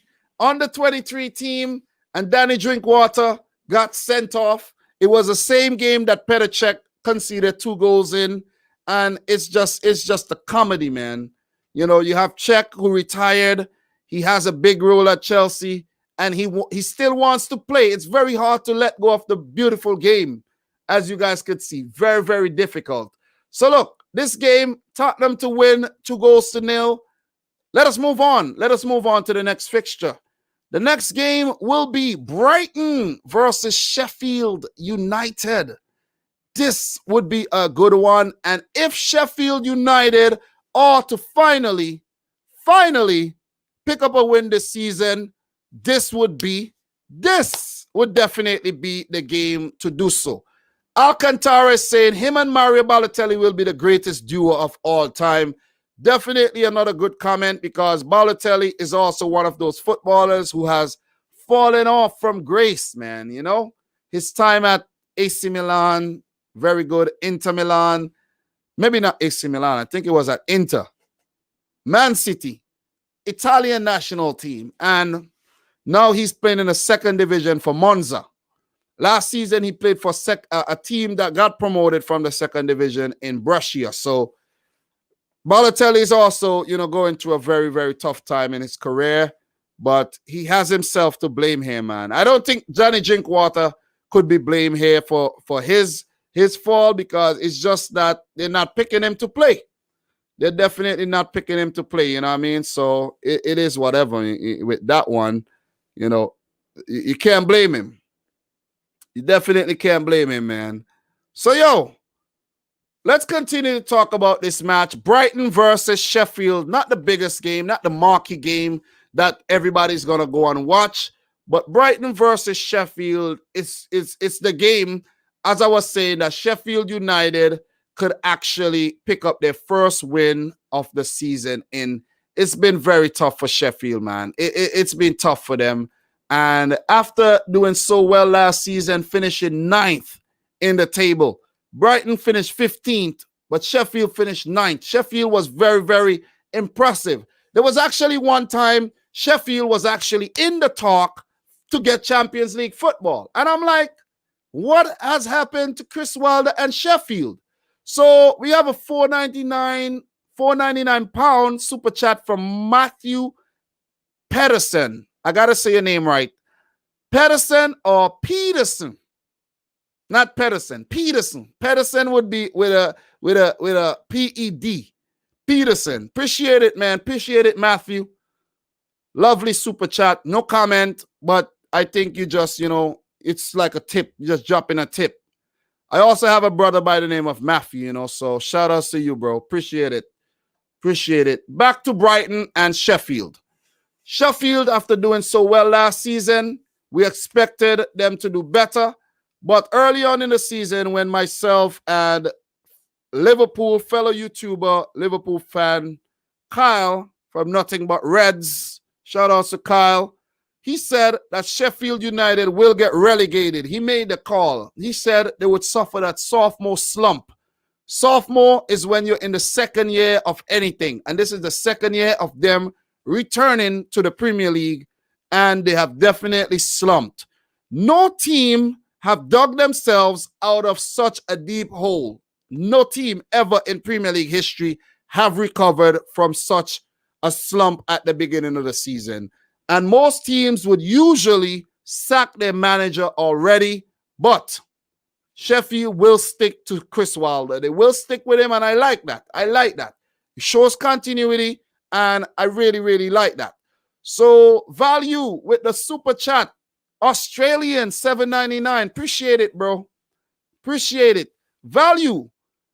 Do you know that when it comes to YouTube, Australian views are more valuable than American views. Australian views are the most valuable views in the world when it comes to YouTube and making money. Whenever I check my analytics, Australian CPMs, not CPU, CPU is a computer. Australian CPMs are the highest. So appreciate it, man. And I was also checking out the cricket The cricket, I was checking out Australia versus India. That was a really good first innings performance by Australia, by the way. Very good.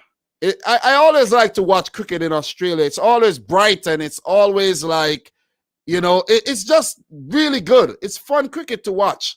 Whenever anybody goes to Australia, nice bouncy pitches and, the players are always like up for the challenge. So shout outs to the Aussie value. Aussie, Aussie, Aussie, Aussie, Aussie, Aussie, Aussie, Aussie, Aussie. Oh, yo, yo, yo, yo, yo, yo, yo, yo. So appreciate that, man. Definitely appreciate that. So look, I haven't checked back that cricket game, but I know India had actually scored 244 all out, and Australia has to go back in and bat. Let me check that score really quick. Oh, I didn't even realize. Last night, Australia got dismissed for 191. So not very good. Not very good, but that's a good game. That's a good game. Not a very good batting wicket. But we will move back on to the football. Brighton versus Sheffield, though. Brighton versus Sheffield. Sheffield are currently in a lot of problems, man. But a very good thing for them is that they have a great record against Brighton. In their last 10 games, dating all the way back to 1987, Brighton has only defeated Sheffield once, and that was at Bramall Lane or whatever stadium. I don't know if they used Bramall Lane back in 2005. I'm not 100% sure about that. But Brighton Hove Albion will be at the Amex Stadium, where they have absolutely been terrible form at home. I don't think they have a win in their last 10 games, 11 games at home, man. So Brighton, it's going to be tough. It's going to be another tough one for you here against a struggling Sheffield who's back out against the wall. They need wins. And guys, to be honest, right? To be honest, I don't think Sheffield United are truly out yet. It sounds strange. They only got 1 point. But if you check the table, guys, right? Check the table. Sheffield United has 1 point, right? But at the same time, the other teams ahead of them has 7 points in West Brom, 9 points Fulham, 10 points Burnley, and Brighton themselves have 11, with Arsenal having 14. So if Sheffield are able, if they're able to beat Brighton, they have Everton, that's going to be tough. But they have Burnley, that's going to be tough. But they can beat these teams. Crystal Palace, they could beat. Newcastle, I think they can beat. They could wiggle themselves off the bottom of the table. They could wiggle themselves off the bottom of the table. I know they have been heavily reliant on David McGoldrick for the goals this season. I think he has about 3 to 4 goals this season. And the other guys need to step up. And to make matters worse, Sander Berger picked up an injury yesterday. So this is not a good thing. He's one of their best players, a Norwegian. So guys, Sheffield, could they scrape a win? At least draw the game. Could they at least draw the game? Could they? Guys, my prediction, I have a prediction for you. But before I give you my prediction, these two teams have 2 Premier League results. Sheffield with 1 win and a draw. One home match for Brighton, and they have lost the game. Sheffield have a good record. They have a good record against Brighton in the Premier League. You see what I'm saying? They do. Graham Potter's record against Sheffield: 4 matches, 2 wins, 1 draw, 1 loss. And against Wilder, 2 wins, 1 draw, 1 loss. So every time he met Sheffield, it was against Chris Wilder. Wilder has been managing Sheffield since 2016. And to give you guys the info on his contract, Chris Wilder has a contract with Sheffield until 2024, and he is currently stuck on 99 wins for Sheffield United. He has a very good record with Sheffield, hence the reason why Sheffield United are in the Premier League. Okay? Graham Potter himself has a contract with Brighton until 2025. So these guys have some big contracts with their respective clubs. Look, this game, Brighton has not been playing well. Brighton, well, wait. Let me rephrase that. Brighton have been playing well without any luck. One win in their last 5 games. Sheffield, no wins, no draws in their last 5 games. Guys, this one is a very, very tricky one. This one is a tricky one. You see what I'm saying? This one, I'm going to go for a Sheffield United win here to pick up their first win of the season. Even if Brighton is going to play their socks off, they're going to play well. I think that Brighton are going to lose this game again. Sheffield will go up to 4 points, and it won't be a very, very high-scoring game. I think this is going to be a 2-1 affair. 2-1 win to Sheffield United. 2-1 win to Sheffield United. You know, so it's a hard one to predict, but I'm going to have to make a call here. I'm going to go for a 2-1 win to Sheffield. What's your predictions, guys? What's your prediction? Let me know your prediction in the chat. And then I have a few very, very nice and juicy articles to share with you guys. So stick around and, you know, for these nice articles. I don't know if you guys have actually heard about some of these articles that I'm sharing with you, but I'm doing something a little different today. The fact that Ryan isn't here.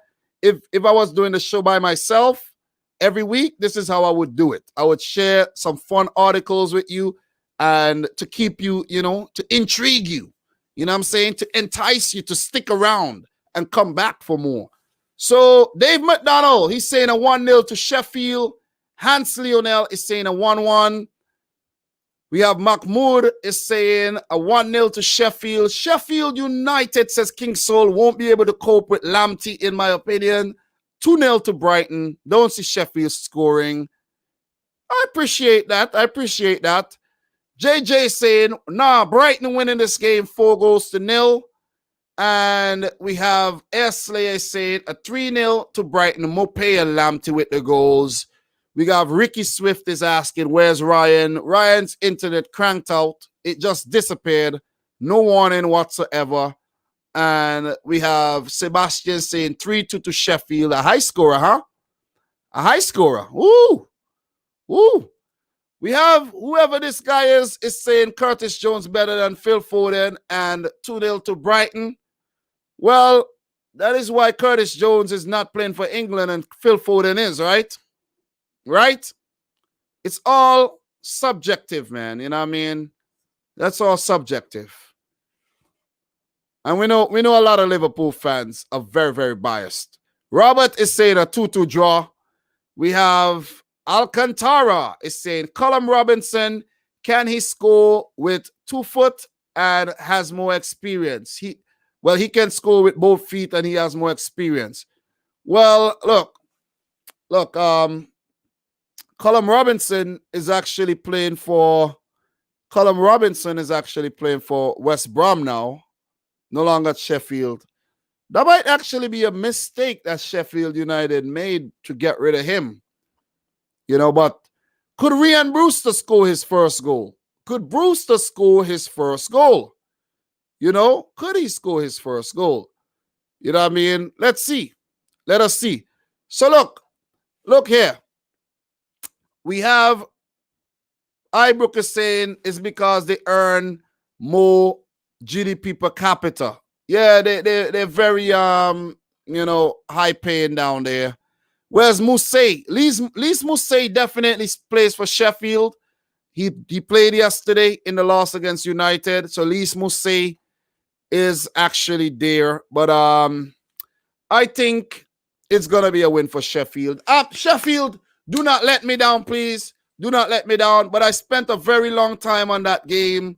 And let us see which one of these teams are gonna get relegated. Brighton are not out of the fire yet in terms of relegation. So they need to get results, man. They have been playing well, just not getting results. So, guys, I have an article to share with you here right now. A fun article, right? Fun article. Let me find the game first before I get into this article. But this one is a gem, man. I like things like this, you know. I like articles like this. So on December 15th, guys, December 15th, I have a match from December 15th to talk to you about. And before I talk about the game from December 15th, could anybody tell me? I have a quiz for you guys. A quiz. I have a challenge. Could anybody tell me what happened on December 15th in the Serie A? It was a Serie A game on December 15th between Benevento and Lazio. Tell me the importance of that game. Benevento versus Lazio. It ended in a 1-1 draw. A 1-1 draw where Ciro Immobile scored in the 25th minute and Pascal Sciattarella scored and then got sent off in the 92nd minute. Tell me the importance. Okay, very, very good. Air Slayer, the Inzaghi brothers. Yep, the Inzaghi brothers played against each other here. And we have Simone Inzaghi's Lazio travel to face Filippo Inzaghi's Benevento tonight. Their father, Giancarlo Inzaghi, wants the match to end in a draw. Yeah! And the game ends in a draw. It ends in a draw, man. It ended in a draw, and that's very, very... I love articles like that. That's a fun article. That's a fun article. Guys who are watching right now, who was the better of the two brothers? Who was the better of the two brothers, Filippo or Simone? Who was the better of the two brothers? Let me see. Let me see what you guys are gonna see. Who was the better? Who has the better record out of the two brothers? The better record out of the two brothers. Who has the better record? Let me see who's going to get this one correct. And then we're going to move on to... I think I have another article to share with you guys here. I think I do have another article to share with you guys. All right. So, yeah, I do have another one. Actually, I have two to share with you. Filippo says value. Yep, Filippo, he was the man. Yep, Filippo. So, Ibrook is saying I know of Simone. Well, how could you know of Simone but don't know of Filippo Inzaghi? Filippo was the better brother. Simone only made 3 appearances for Italy, while Filippo could actually go down as an Italian legend. And his brother may not go down as an Italian legend. You know what I'm saying? From 97 to 2007, 57 games, 25 goals. He played for AC Milan, Juventus, Atalanta, and Parma. So Filippo has definitely been the man. He has been the man. Definitely have. You know what I'm saying? So... And he won the World Cup with Italy in 2006. So, Inzaghi, baby. Inzaghi. I love the name. So, guys, the next article I want to share with you, the next fun article is, right? The Basque Football Association submits an application to FIFA and UEFA for a full-fledged membership. The Basque region in Spain and France. I think there's a region in Spain and France, the Basque region, where you have clubs like Athletic de Bilbao, and I think Real Sociedad is part of that, region as well. And I'm not too familiar with the clubs of the Basque region, but I will look that up right now. But the Basque country in Spain and France, Football Association, national football team. They do have a national football team, and I will let you know who plays for the national football team right now. So the national football team, right? It has clubs like Sociedad, Real Sociedad, Athletic Bilbao, Osasuna, and Deportivo Alaves, Eibar. Those clubs are part of that region. You said Mallorca. I don't know about that one, but they're applying for, membership to FIFA and UEFA. They would have a hell of a team too. They would have a hell of a team because you have guys like Iñaki Williams, right? Iñaki Williams. You have Ika Muniain. You have Manu Garcia, former, no, that's a different one. It's a different Manu Garcia. You have guys like Yuri Berchichi, who used to play for PSG a couple seasons ago. You have a lot of guys, man. You have a lot of talent from the Basque region. And, these guys, Levante, I don't think so, but this guy plays for Levante. Listen, man, I'm not 100% sure which clubs are in the Basque region, but all I know, they got some good players. Inigo Martinez, linked to Man City before, Mikel San Jose, Asier Ilaramendi, you know what I'm saying? Aduriz now retired from Spain. You got guys like Igor Zubeldia, young up-and-coming player. So look, man, fun article for you. Let us move on to the next game, guys. The next game. Let us go. The next match will be Everton versus Fulham. Newcastle versus Fulham. We have Everton versus Arsenal, but I saw the wrong thing. But Newcastle versus Fulham here, guys. Let's talk Newcastle versus Fulham. Jamaica playing Catalonia next year. That's good. That's a good match. So Ricky Swift is asking, are you Jamaican, Dom? Bro, how you don't know where I'm from? I've seen you on this channel before. How you don't know where I'm from? How? I'm from St. Vincent, bro. St. Vincent and the Grenadines. I'm not from Jamaica. Me not come from Jamaica. From St. Vincent. Okay? St. Vincent. But look, let's talk about Newcastle versus Fulham, man. Newcastle versus Fulham. Fulham currently 18th. Newcastle United in 14th. All right. Fulham are struggling. They're definitely struggling. Despite picking up that 1-1 draw against Liverpool, they're struggling. They did manage a very good result in their last two games, though. Good results, 0-0 against Brighton, who I think, they fancy themselves beating. They should have beat them. But they got a draw. Liverpool, good results. So, two good results for Scotty Parker and his boys. Could this give them the impetus to get past a Newcastle who struggled against Leeds United, a Newcastle team who has been hit hard by COVID-19? Could they get the better of Newcastle? Could they?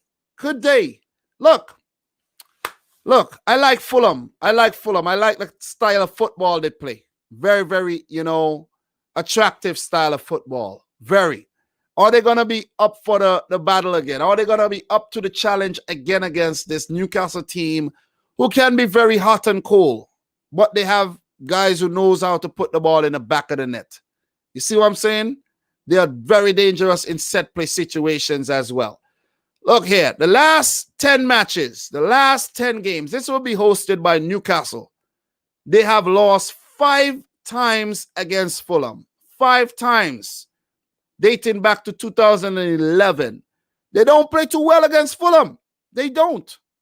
They got 1 draw in there, and that was in 2018 when Fulham came back up. So the last time Fulham was in the Premier League. They got the better of Newcastle despite getting relegated. So Fulham, are you going to say what's up here? Are you going to say what's up here? You see what I mean? All-time Premier League record, 26 games, 10 wins for Newcastle, 12 for Fulham, 4 draws. Fulham has the edge. 13 home games for Newcastle, 6 wins, 3 losses, and 4 draws. They're not very good against a Fulham team. Shout outs to Demo Dre, man. He says, Bobby Reed, man. Dexter Ups Reed. Bobby Reed. You see what I'm saying? Bobby Reed. Okay? And myself, this is not how you get mad. You have an N'Golo Kante picture there. I don't know who you are. That's not how you get mad. I can't give mods to everybody in here. And, you know, you guys are going to delete each other's comments and all of that. You got to be responsible, man. Don't beg for mod. You beg for mod, you don't get no mod. Stop it.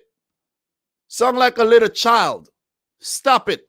Even if you're a little child, show some maturity at least. At least. Stop begging. Okay? Look here. Fulham versus Newcastle. Steve Bruce versus Scott Parker here. What are their records looking like? These guys have never met each other. Never. Never never played against, never managed against each other. But Bruce's record against Fulham ain't good. He have 26 games against Fulham, 10 draws, 8 wins, 8 losses. But Scott Parker have lost the only game he managed against Newcastle United. And that was during the Rafa Benitez period where Scott Parker was interim manager and he took over Fulham when they went down. Look out for Alan Saint-Maximin, man, if he features, because he's always injured. He's always injured, man, you know. So I just admire watching, you know, these flair players on the field. Admire watching these flair players. But Saint-Maximin did not play against Leeds. So I don't know if he's going to feature in this game. I really don't know. Newcastle's midfield look very suspect. Isaac Hayden, Sean Longstaff. You look kind of sus, man. Jeff Hendrick, Ryan Fraser. Man, they look sus. And their defense doesn't look like they could keep goals out. They're struggling right now, guys, with injuries. COVID-19, they're struggling. What up, Josh Byrne, man? What up? Do you think Arsenal will get relegated? Nah, I don't think so. No, they're not going to get relegated. They're not going to get relegated. You know, but Fulham has been looking good. Fulham has been, I think, guys, my prediction for this one, I'm going to go for a win for Fulham here. I'm going to go for a 2-1 win for Fulham. Lookman with a goal. Bobby Reed with a goal. You know what I'm saying? I'm going to go for a win for Fulham here. Scotty Parker to have a smile on his face this time around. I'm going to go for a win for Fulham. Okay? So, guys, we have another situation. I'm done with that one. I'm done with that game. Definitely done with that game. With a win, Fulham would actually creep out the relegation zone again. They should creep out the relegation zone. They will go up to 12 points. That would definitely catapult them out of the relegation zone where they would want to be. But for Newcastle, they would stay 17th in a good position. They need more points. They need to keep picking up the points. But with all these players missing, the key players missing, I don't think it helps Steve Bruce and Newcastle at all. You know what I'm saying? I really, really don't think so. Guys, when you look back at Newcastle's failed takeover, man, what would have happened if Newcastle would have gotten takeover? Think about the type of players they would have had playing for them right about now. You see what I'm saying? Think about it. Think about it, guys. You see what I mean? What are your predictions for this game, guys? Fulham, Newcastle. Newcastle at home, Fulham on the road. St. James's Park. I think, yeah, that's the name of the stadium, right? St. James's Park. St. James's Park. Newcastle versus Fulham. What are your predictions? I'm waiting. So we got King Saul saying 3-1 Almiron to score. We got Ricky Swift, a 2-0 to Fulham. Own goal for Kearney. Oh, wow. Wow. Wow. OG. Are you saying OG? Kearney. Kearney. It's Kearney. Don't Kearney. Who does Kearney play for again? Who does Kearney play for? Kearney play for Newcastle? Some of these players, man, I can't even remember who some of these players play for. Seriously. Doesn't Kearney play for Fulham? Doesn't he play for Fulham? Comment is kind of weird, bro. Confusing. Adnan is saying a Fulham win. What's up, Adnan, man? Nigerian Adnan. Yeah, he plays for Fulham. How could he score an own goal and Fulham still win the game? 2-0 to Fulham, own goal, Kearney. That doesn't make any sense, So, Dom, you didn't even want Fulham in the Prem. What's your point? Tell me what's your point. What was the point of that comment? You know what I mean? What was the point of that? I never said I didn't want Fulham in the Prem. When I predicted the championship, I wanted Brentford to win because I wanted a new team in the Prem. Brentford hasn't been in the Premier League. Has they ever been to the Premier League? So I wanted Brentford to be in the Premier League. That's it. It had nothing to do with Fulham. You feel me? Had nothing to do with Fulham, though. Another question, man. I asked Ryan this question at the beginning of the stream, and Ryan, his internet just flopped out and left me all by my lonesome. But I'm a man. I'm going to stand and I'm going to walk through this wilderness alone. But I was asking him, why every game Liverpool are crying about VAR? Why? Why the decisions are always the wrong decision for Liverpool fans? And Klopp and Henderson and all of them crybabies at Liverpool. Why? Why are you guys being crybabies? This is what I don't get. Why are you guys being crybabies? It doesn't make any sense, man. Seriously. Does not make any sense to be a crybaby for every game. You on top the table. You are on top the freaking table.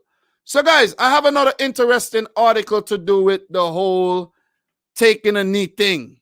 And it's about Cambridge. Cambridge United manager condemns fans after players booed for taking the knee. Mark Bonner criticizes disgusting behavior before kickoff. Fan ejected at Exeter after booing as players took the knee. This is an article from The Guardian. And it reads, the Cambridge United manager has hit out at the disgusting behavior of fans who booed as the players took the knee before his side's League 2 win over Colchester. Mark Bonner said those involved had embarrassed themselves and the club.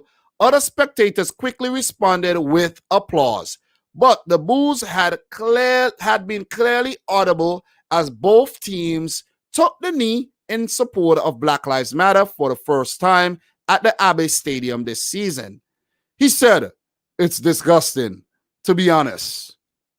It shines a light on our club for all the wrong reasons. What was a really good night for us on the pitch was overshadowed by a real small minority that decided to boo in the moment when we're reflecting the values that everyone at our club believes in. Inequality, racism, all these things that need kicking out of society. It's just behavior that's unacceptable at our club. We don't want that at all. What's most encouraging is that the vast majority drowned them out quite quickly with an applause and reflected the values of our club much better. We work incredibly hard in this community to highlight all these issues, and we've clearly got some work to do because some people have embarrassed our club tonight and embarrassed themselves. That's the article. Joining Millwall, Cambridge have definitely played themselves. And according to the Hot 97 jingle, congratulations, you played yourself. We have a new member, Michael Ramsey, man. Appreciate you becoming a member, man. Definitely appreciate it. Love it. The memberships are going up, slowly but surely. I put out a video maybe a month ago about the fact that memberships to the channel are open. It helps to support creators, to keep creators going, motivated. You know what I mean? Money is a good motivator. Not doing it primarily for money, as I always say. If I was doing it for money, maybe I would have been, if I was doing things for money, I would have found a second job and actually been out working on my day off. But this does not pay well enough to be a second job. But I love doing it, and I appreciate you becoming a member. Definitely appreciate it. Appreciate you becoming a member.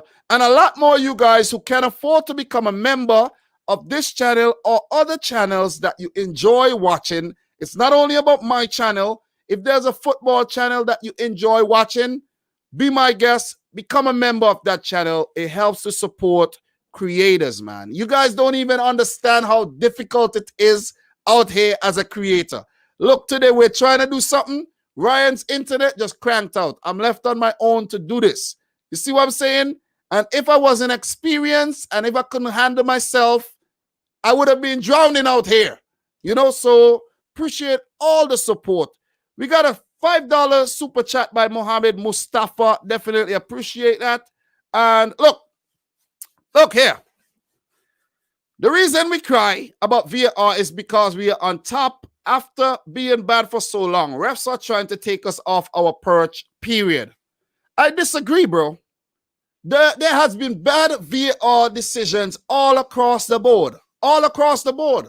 Suspect refereeing decisions all across the board. It's not just all of a sudden everything is against Liverpool when it happened to you. I don't think so.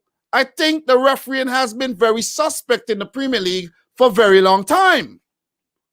For mucho tiempo. Let me start speaking some Spanish, the little Spanish I know. The referee needs improvement. VAR is fine. It's just a system put in place. It's just a system put in place to assist the ineptness of the referees. So when people start making videos about the VAR, stop doing that. Talk about the refs. Call names. Call the names. Call the names of the referees, okay? And stop blaming a freaking automated system, a machine. Stop using a machine that has been set up by cameras and Hawkeye and all these sensors and whatever you have, whatever you may have. Stop it. It's the freaking people. It's the human error.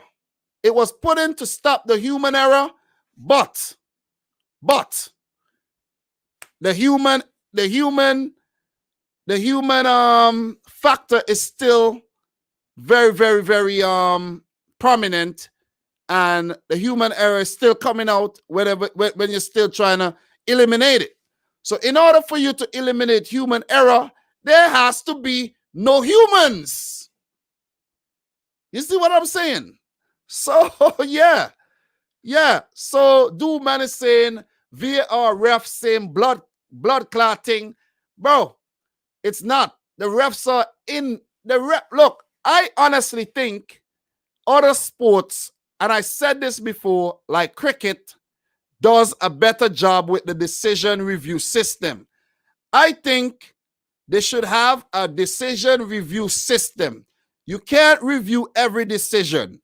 You see, like when they're playing in the lower leagues, they don't have VAR at all. What they could do, they could have VAR, but only you could use VAR 3 times for each team, like they do in cricket. If there's a decision you don't like, you say review it. If you review it and it's the wrong decision, then you and the decision goes your way, then you keep your review. If you lose the appeal, which should be made very quick, the decision should be very quick. If you lose the appeal, you lose one of those, you lose one of your reviews. It's working in cricket. It works. And after all the reviews have been done, it now comes down to the on-field referees' decisions all the time. VAR is, it's very suspect, man. Very suspect. So Michael Ramsey said VAR is a reflection of English society. Woo! Look, not gonna get too deep.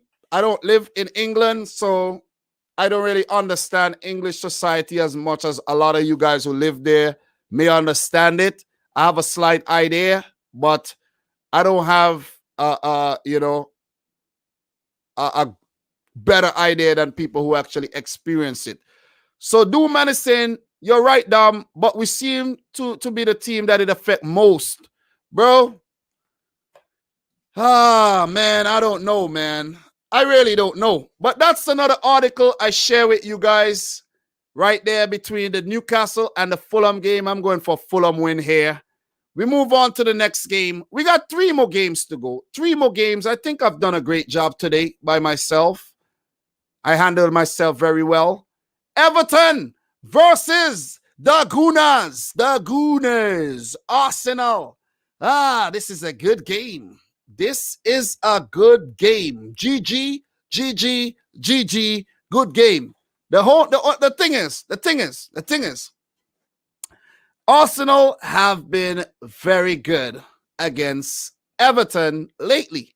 With Everton only picking up 2 wins and a measly 0-0 draw that happened last season in their last 10 games. Overall Premier League results, 56 games. Everton have 8 wins. Only 8, guys. Only 8 wins. Arsenal 34, 14 draws.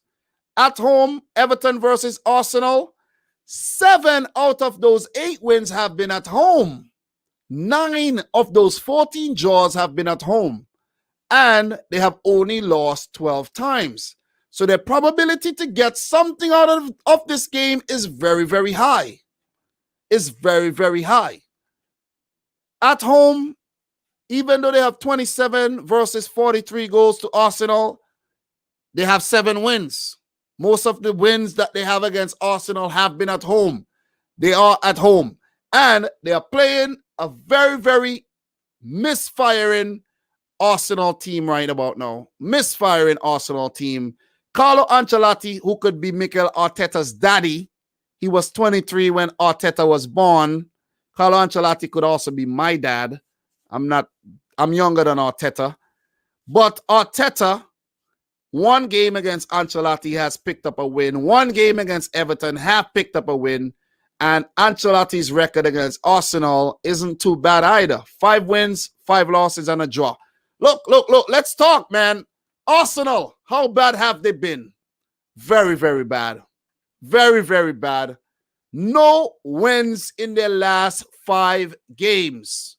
No Premier League wins in their last 5 games. Could I say that again? The last time they beat someone in the Premier League was when they defeated Man United for the first time at Old Trafford in 14 years. How could you go from that to losing 3-0 to Villa at home, drawing 0-0 to Leeds on the road, losing 2-1 to Wolves at home, you lost 2-0 to Tottenham on the road, losing to Burnley at home, and drawing to Southampton at home? Guys, it is very difficult to actually predict anything for Arsenal right now.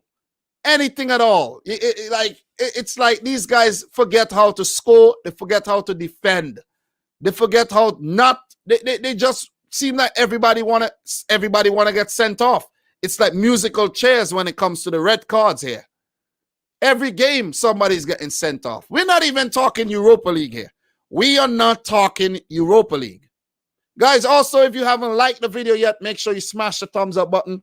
Let's try to get the live stream to 100 likes. But look here. Arsenal, according to Dooman, he said their next 3 fixtures aren't so good either. They play Everton tomorrow. Then they meet Man City next Tuesday in the EFL Cup quarterfinal. I would actually like to do a live stream for that EFL Cup a prediction. I would like to do something for that. Something I usually do. I would like to do something, but you know the fixtures are coming up very fast, man. Very, very, very fast. So it's gonna be very, very difficult to you know what? You know what? I think we should do one today. After I'm done these games, I think I'm gonna do one live with you guys, talk about the EFL Cup quarterfinal and maybe clip it out or something. But look, they have City in the quarterfinal. I don't know. I really don't know. City are not playing well, so I don't know what's gonna happen there. Seriously. But most likely they're going to lose. You know, Arsenal might just lose that game too. Arsenal play Chelsea. London derby. Arsenal, man, I don't know. Then they have some very good fixtures against Brighton, West Brom. Are they going to screw those up too? FA Cup third round against Newcastle. Then they have Palace in another London derby. They have Newcastle in the league. They got some good fixtures coming up that they could actually pick up some well-needed wins in. But are they going to do that? I don't know. And that's the thing. There's big question marks over Arsenal right now. There's big question marks over Mikel Arteta right now. And in 13 games, how can you have 7 L's? 7 L's in 13 games is simply unacceptable. It's unacceptable. You see what I'm saying? It's very unacceptable. You feel me? On the flip side, Everton, the team from Merseyside, have 1 loss in their last 5 games. They have been doing absolutely phenomenal this season. Absolutely phenomenal. 7 wins for Everton, including 4 in their first 4 games this season. When they picked up a few injuries to Richarlison's suspension as well, they fell off the boil a bit. I don't know how they're gonna approach the upcoming games with their midfield N'Golo Kante-esque type player Alan out, but they do have guys like Doucouré there, Andre Gomes there, who also could play that role to fill in for Alan. James Rodriguez, I don't know if he'll be back. But even without James Rodriguez, Everton did the damn thing in their last game. They beat Chelsea 1-0. They drew to Burnley, but that's Burnley at Turf Moor. They beat Fulham, lost to United, lost to Leeds. Those are some off results. Lost to Newcastle as well. Lost to Southampton, but those are the four losses they got this season. Liverpool 2-2. Brighton 4-2. Crystal Palace 2-1. West Brom 5-2. Look, they have been good this season and they beat Tottenham on match week 1. So, look, Ancelotti, he's doing big things with Everton and anything could happen. Anything could happen. And as Doomman said, Richarlison is a problem. Richarlison is definitely a problem. You know what I'm saying? Julius United is saying, Arsenal can beat Everton, but I doubt it. Of course they can. Of course. You know what I'm saying? Of course. So what we got here? Jason Jordan is saying, I respect all mods besides Sebastian. You need to be removed. Sebastian, what are you doing? Do I need to take the mod away from you, Sebastian? You can't be deleting people's comments, man. Unless they, they actually very, very offensive, okay? Don't be doing that. Come on, guys. Come on. Stop it.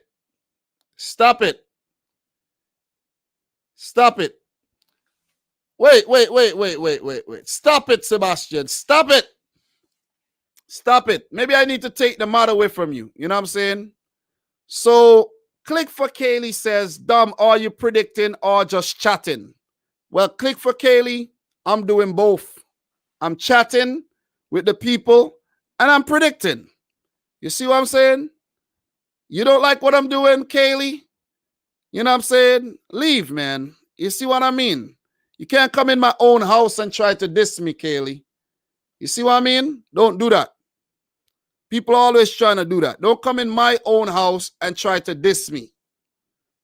You see what I mean? Don't make me kick you out, you know. Don't make me kick you out, but I won't kick you out, okay? Behave yourself.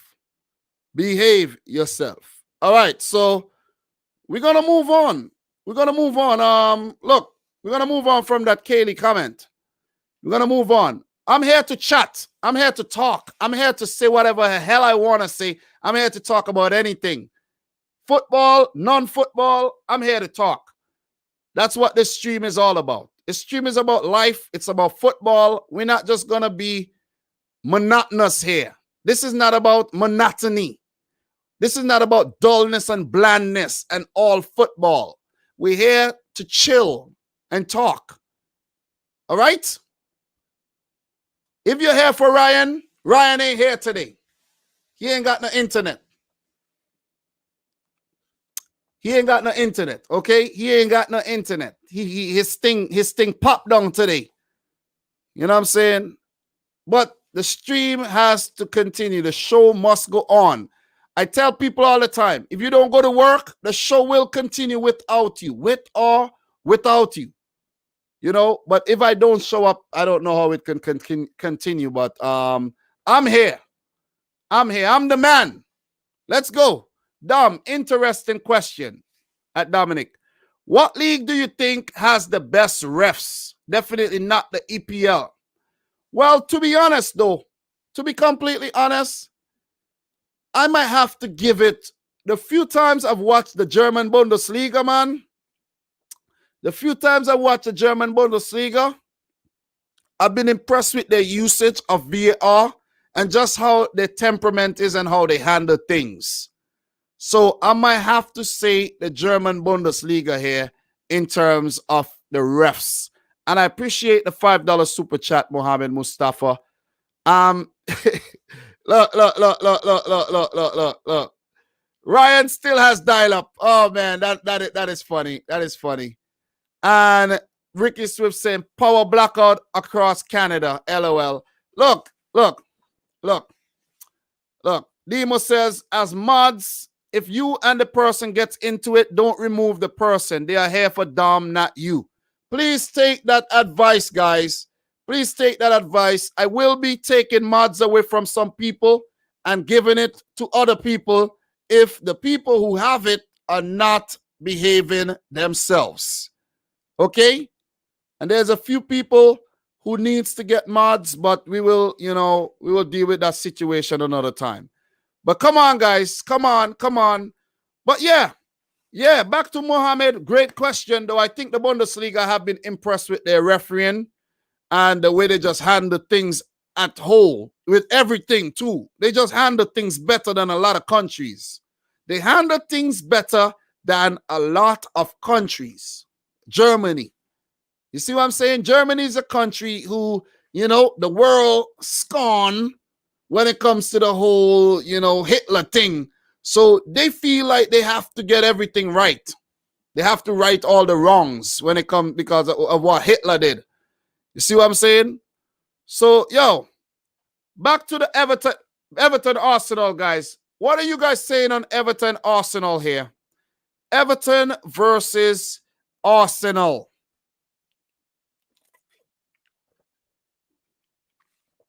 It's hard.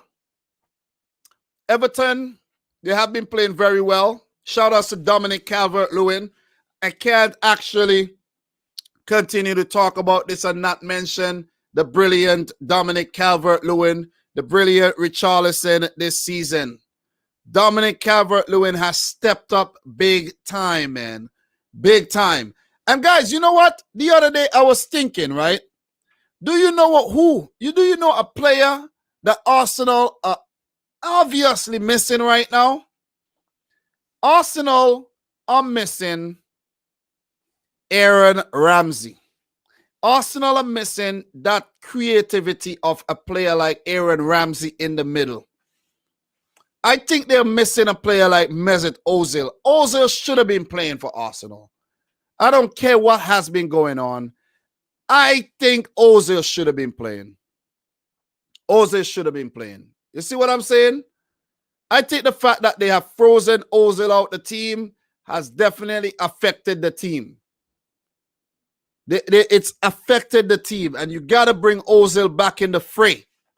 Ceballos ain't cutting it. Willock and them guys ain't cutting it. El Neni and them guys ain't cutting it. Xhaka ain't cutting it. Bellerin for sure ain't cutting it. You see what I'm saying? They ain't cutting it.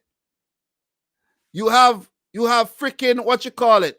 What you call it? Ball head. I know I have a ball head too most of the times, but Rob Holding and these guys ain't cutting it, man. You know, and now you have one of their best players, Gabriel, the new defender, sent off.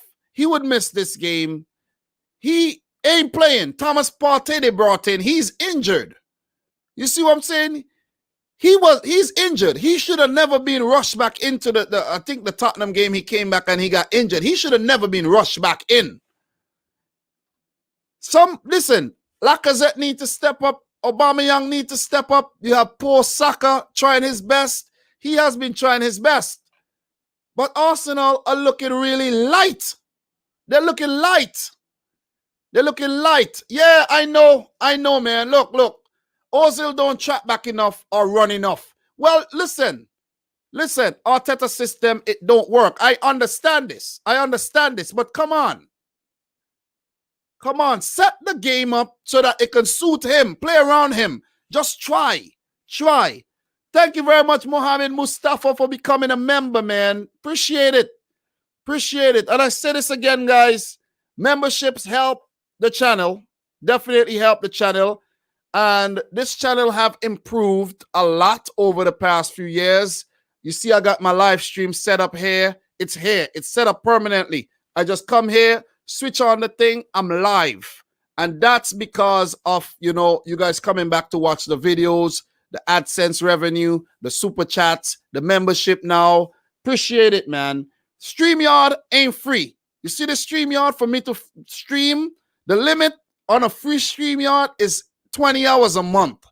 I stream for way more than 20 hours. So I think it costs like $15 a month. So everything counts, man. I'm going to keep it 100% transparent here with you guys. You know what I mean?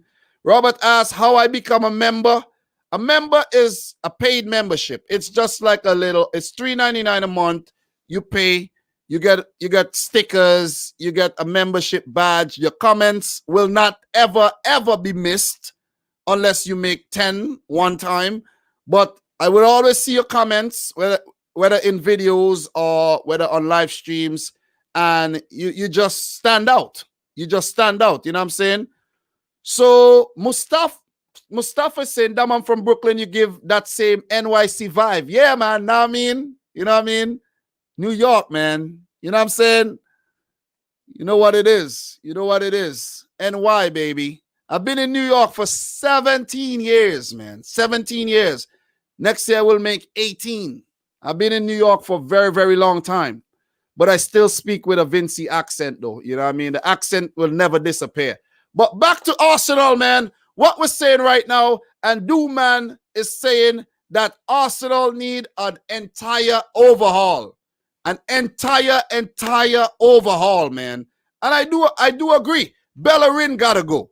He gotta go. Cedric Suarez, they gotta get rid of these dead weight players in the team. Xhaka gotta go. Lacazette gotta go. I like Lacazette at Lyon. I like him the early parts when I think he came here when Wenger was here, whatever. I can't remember whatever. I liked him, but he gotta go. He gotta go. You got to get rid of freaking waste, man, Willian. Willian has been a waste at Arsenal. Waste. Take Willian out the team, play Reece Nelson. Willian has done nothing.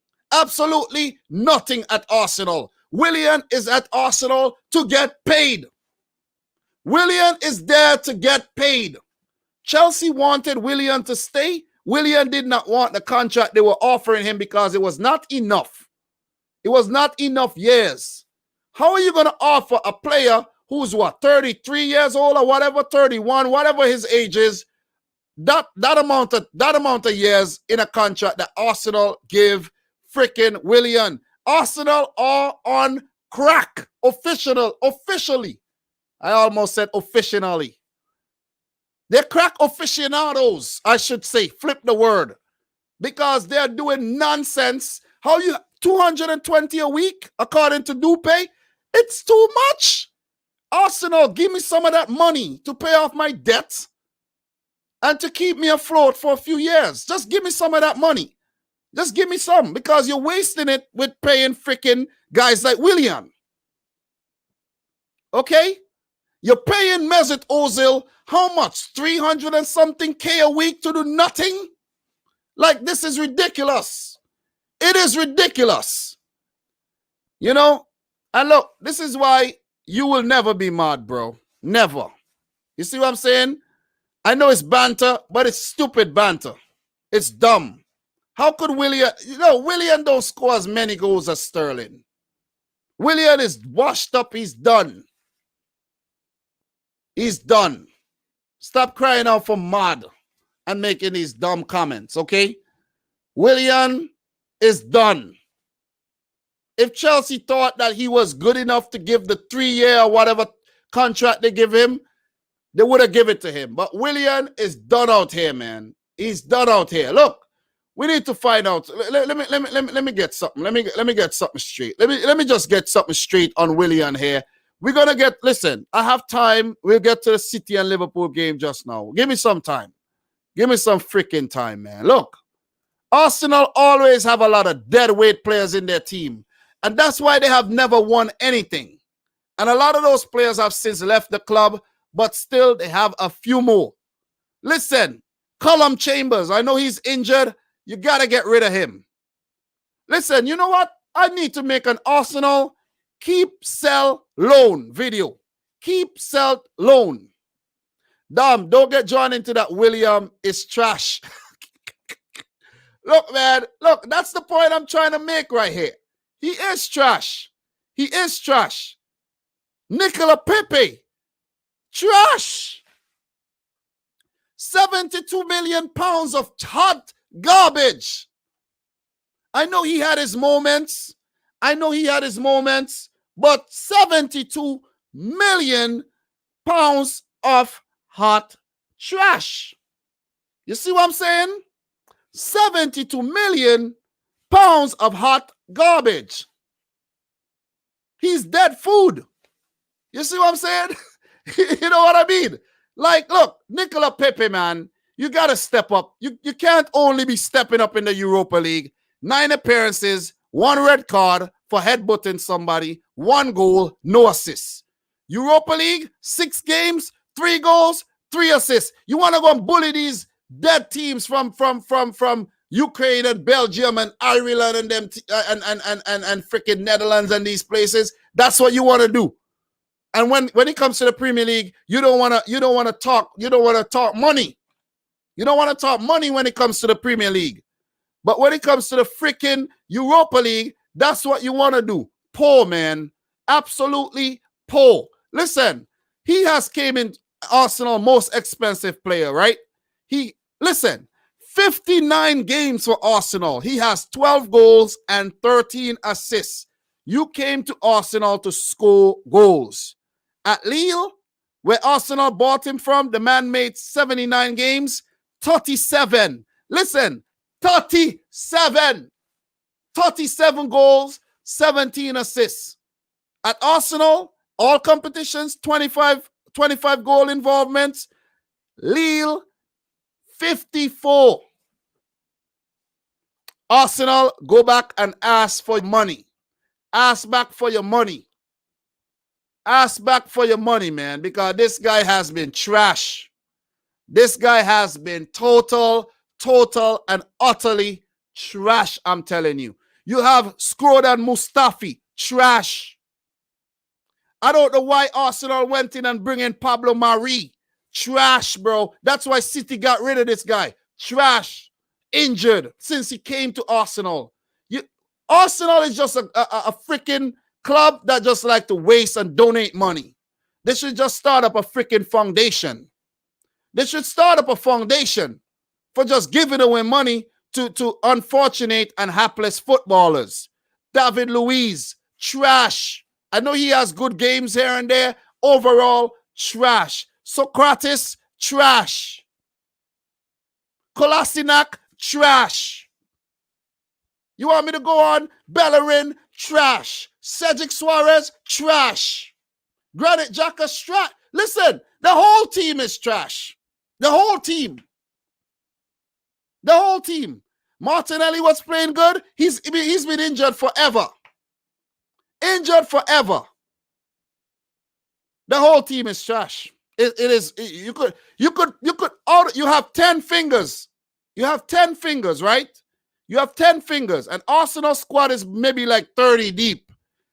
You could pick out less than 10 players who actually deserves to stay at Arsenal Football Club. Willian, 11 appearances. He has 3 assists. Do you know when those 3 assists came, guys? 2 in the first match of the season and 1 against Wolves where Arsenal lost. He's been a waste. Waste. Waste. Europa League, 3 games, no goals, no assists. Waste. Anyways, man. Anyways. No, Tierney is a good player. Kieran Tierney is a good player. Make me just exhaust myself here. Exhaust myself. Listen, Everton to win the game. That's my prediction. Everton to win the game. Everton. It will definitely not end in a win for Arsenal. It's going to be either a draw or a win, but I'm going to go for a win for Everton at Goodison Park. I'm going to go for a win. I'm going to say 2-0. They're not going to score. Everton might even get an own goal in this game. Somebody might even get sent off in this game. Look, we could even, maybe we should put on some money here. We should put on some money that, maybe we should put down some money that David Luiz will get sent off in the next game. You see what I'm saying? You see what I mean? Maybe we should. Look, the next game, let's move on to the next game. But look. What are you guys saying in the chat first, man? What are you saying? Make your predictions now, guys. Make your predictions. Make your predictions now. Dan Masebo is saying a 2-0 to Everton. And what else we got in terms of predictions here? You have Adnan saying Arsenal, a red card kings. Yes? Since Mikel Arteta took charge a year ago, Arsenal has the most red cards, and they're beating the second best team by about 4 red cards. Duman, 3-1 to Everton. Demo, you're being coward. You're saying 2-2. King Saul is saying 2-2. We got 3-0 to Shiva. Shiva Pun is saying 3-0 to Everton. Sebastian 4-1. And we have, what do we have here? What do we have in terms of predictions here? Michael Ramsey is saying a 4-0 to Everton. Mustafa is saying a 2-1 to Everton. Arsenal, another red card. Definitely.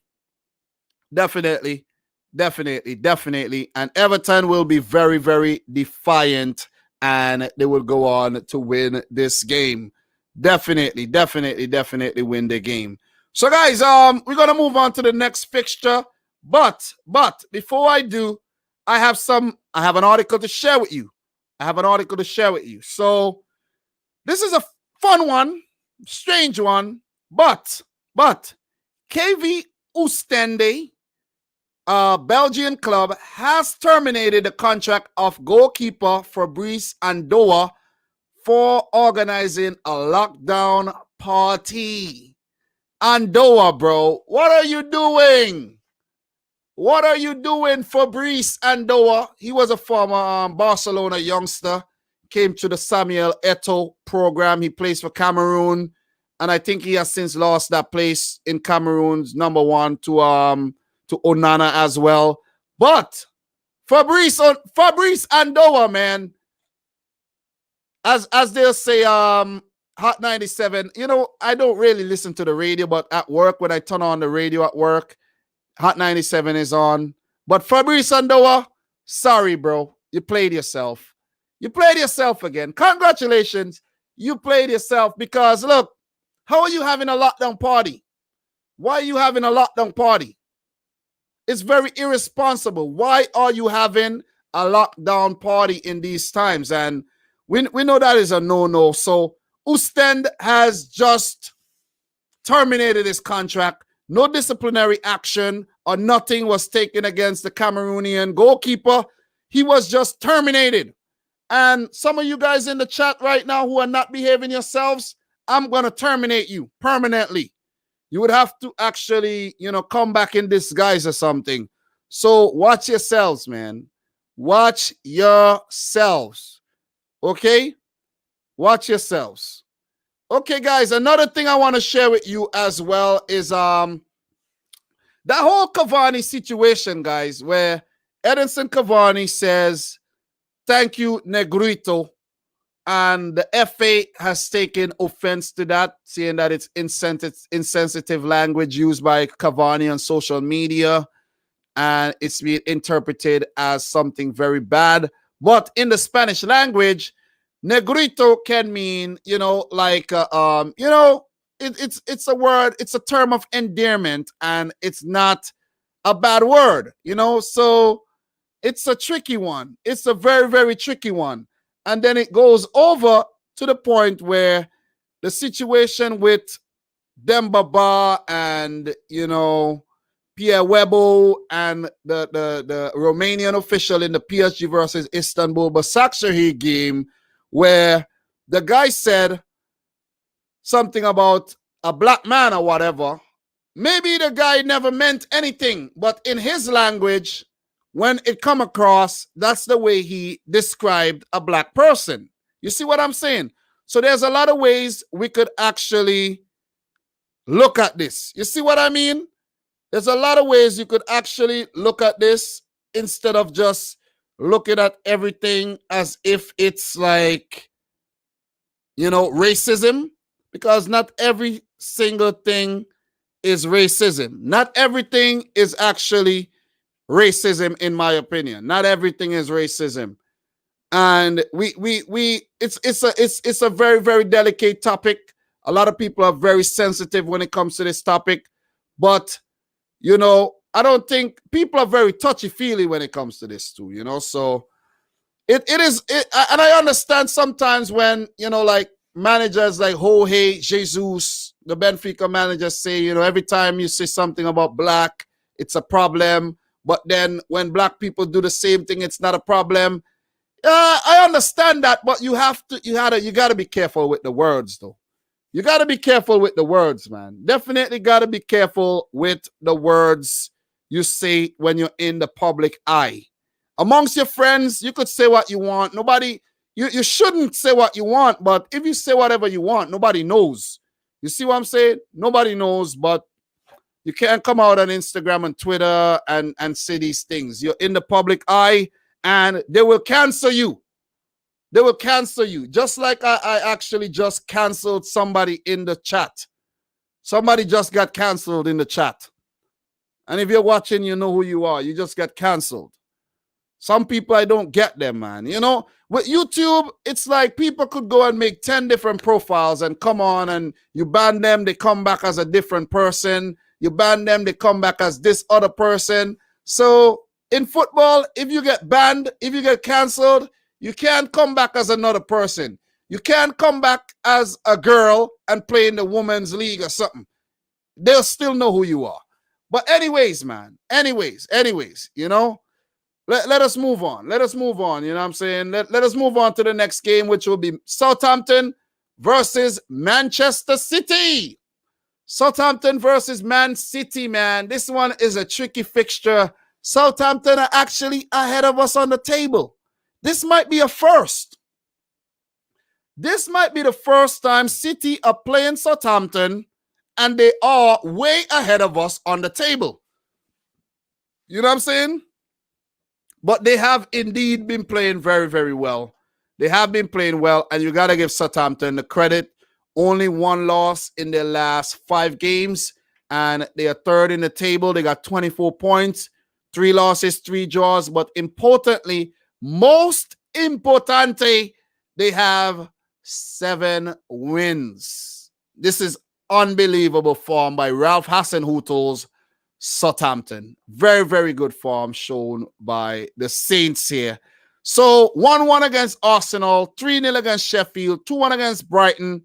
They did lose to United, which is a game that really disappointed me, and they should have won. They should have won this game, but they let Man United come back from behind. They defeated Newcastle, draw to Wolves, they beat Villa, they beat Everton, they drew to Chelsea, they beat West Brom, they beat Burnley, they lost to Tottenham, but they have been amazing. They have been amazing this season, and and being a Man City fan and all, this is a very, very difficult. This will be another tough game for my team. This will be a very, very tough game for my team. You see what I mean? And for Southampton, the last time they played us, they won the game. They won the game, and that was the first time Southampton beat Manchester City since 2016. First time. And that was the first time Pep Guardiola lost to Southampton. First time, man. You see what I mean? First time. The team has since changed up big time. Fernandinho's still around. Sterling's still around. You see what I mean? Those are the 2 survivors from that game. Everybody else is gone. Aguero was actually on the bench. Everybody else, every single body else from that team is gone. Kelechi Iheanacho scored twice in that game. You know who scored for Southampton in that game too? Sadio Mane scored a hat-trick. A hat-trick against City. A hat-trick. You know what I mean? So, man. This is going to be a tough one. This is going to be a tough one, man. This is going to be a tough one, man. It's going to be tough, man. I don't know what to predict, man. I don't know what to predict at all. Seriously.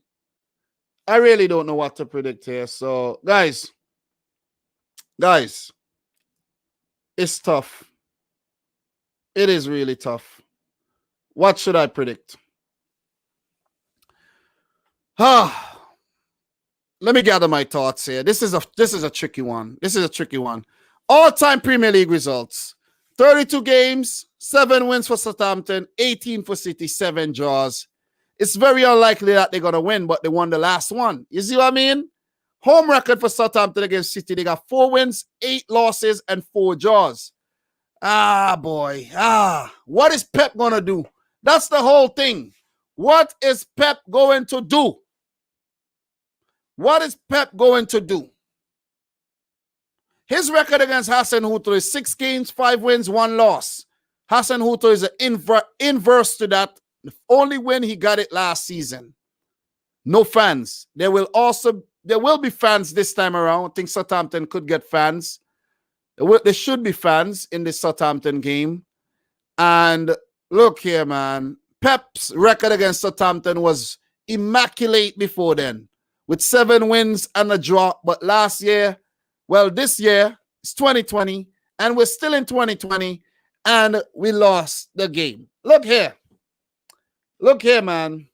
We have to beat Southampton. We got to beat, I'm going to keep it 100% dramatic here. We have to beat Southampton here. But Pep Guardiola, you can't play around with this 11, man. You're playing around too much with the freaking 11s, man.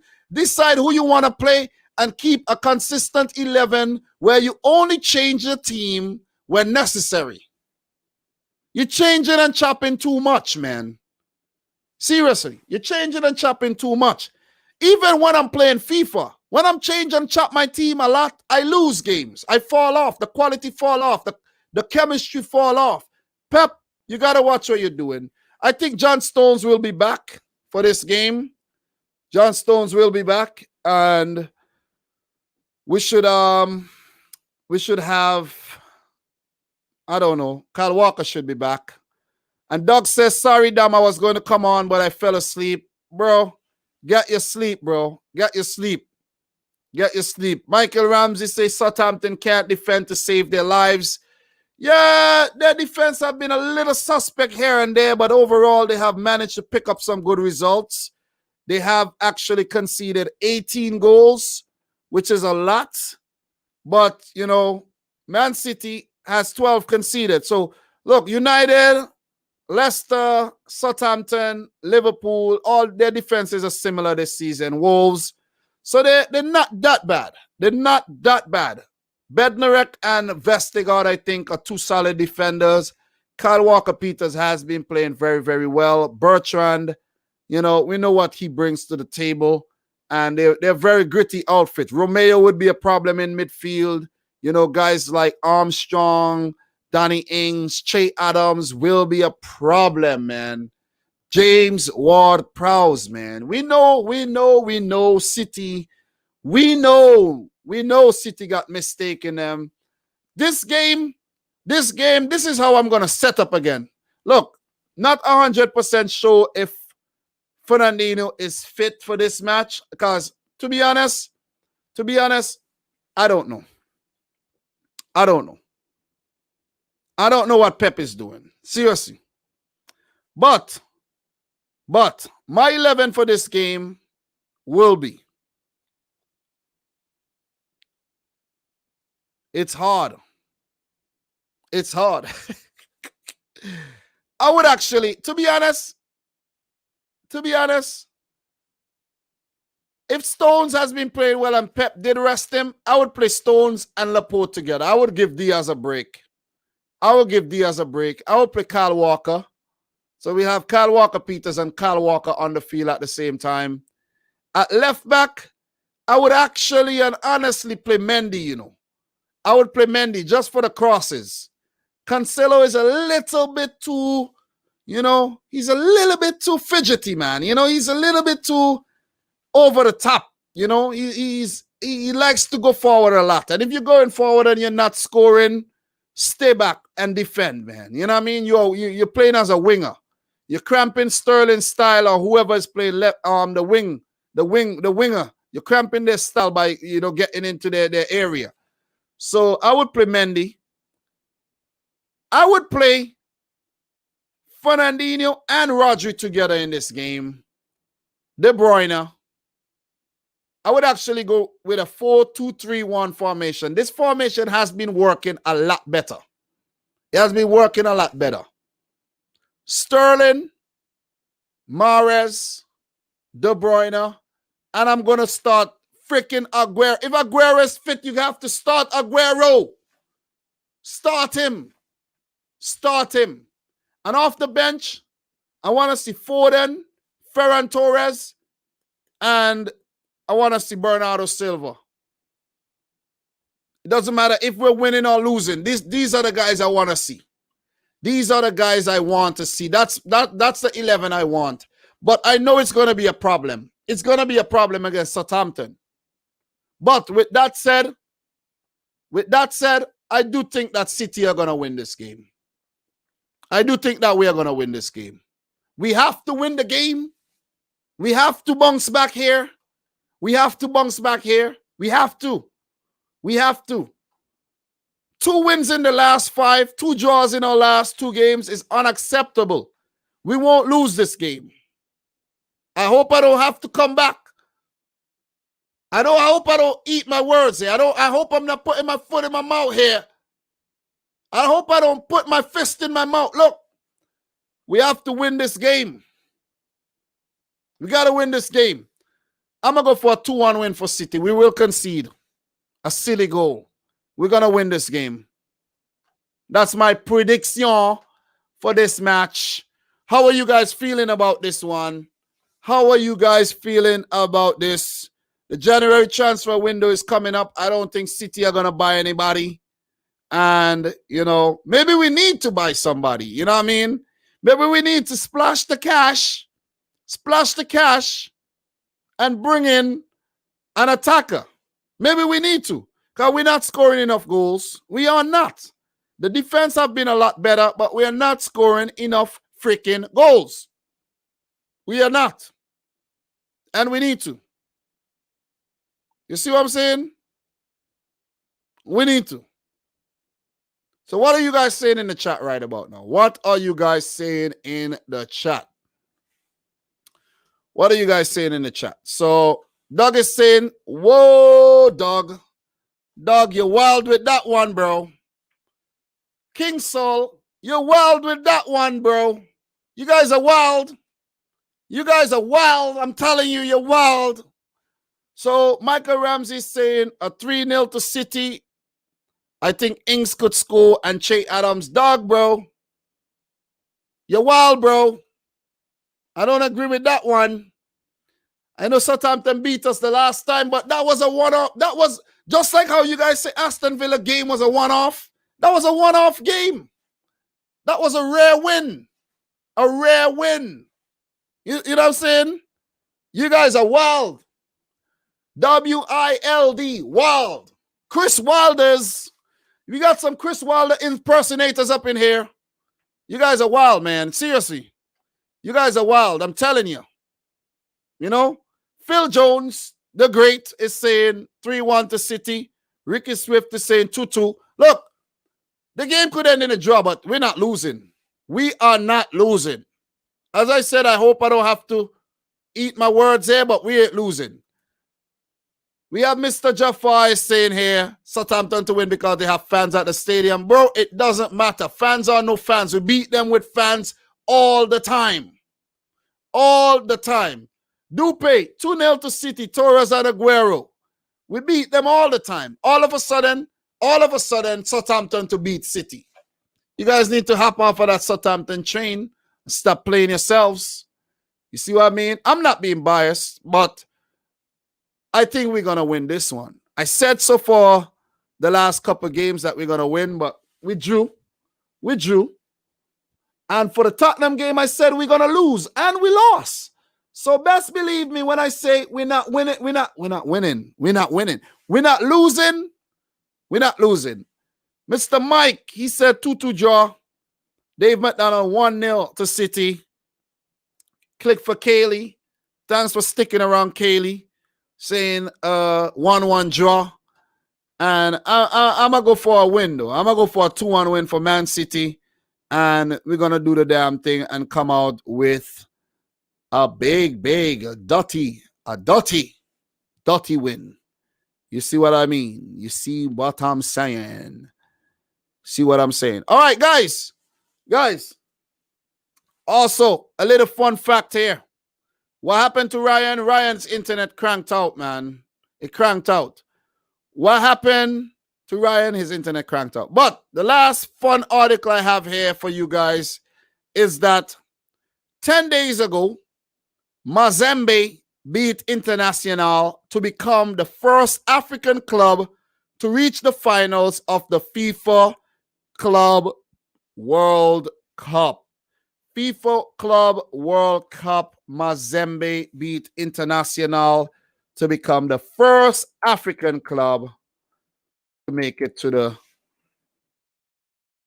FIFA Club World Cup final. That's a good one, right? That's a good one, right, guys?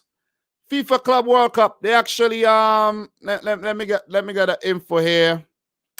Let me make sure I get the info here. I wonder if I clicked on the right Mazembe here. Let me go back here. Mazembe.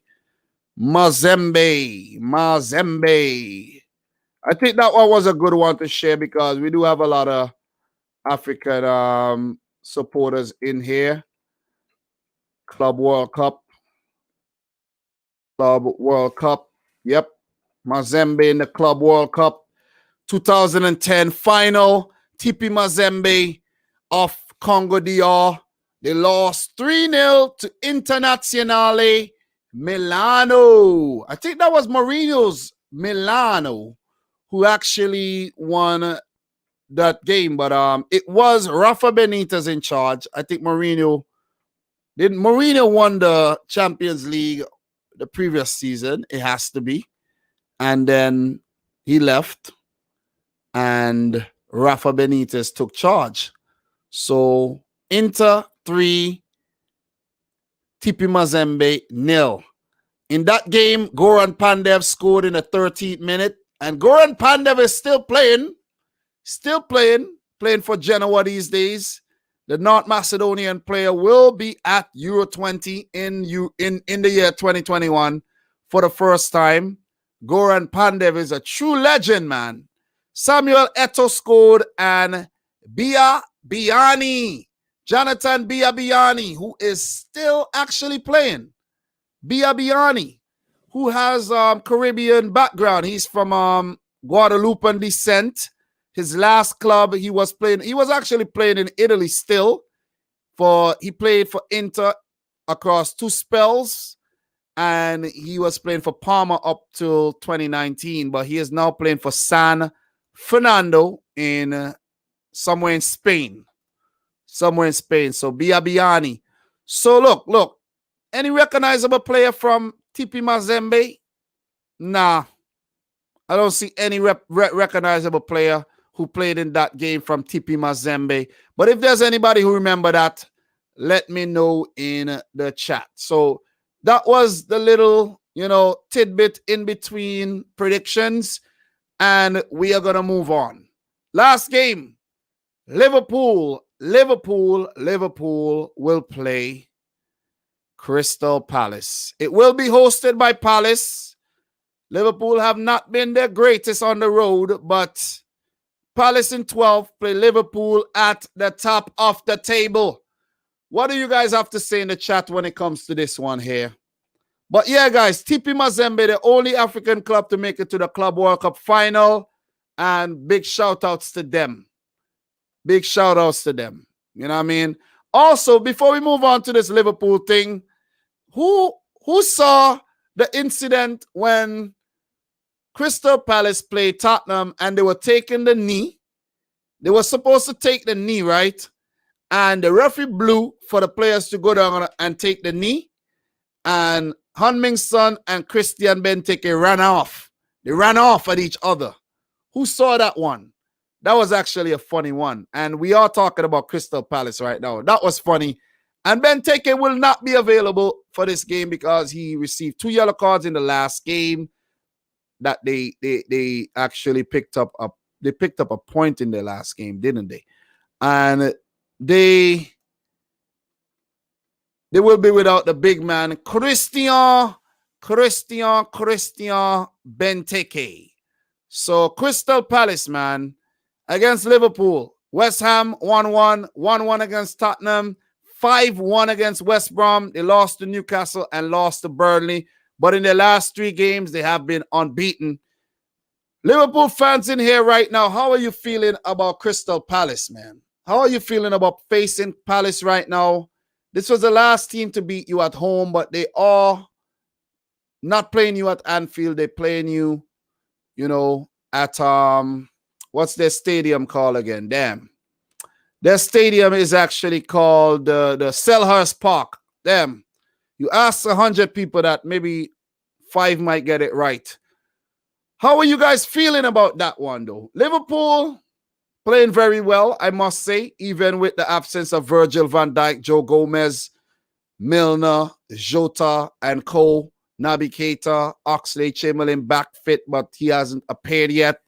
Thiago Alcantara, and all the players that the Liverpool fans like to cry about that's missing right now. You guys have still playing well.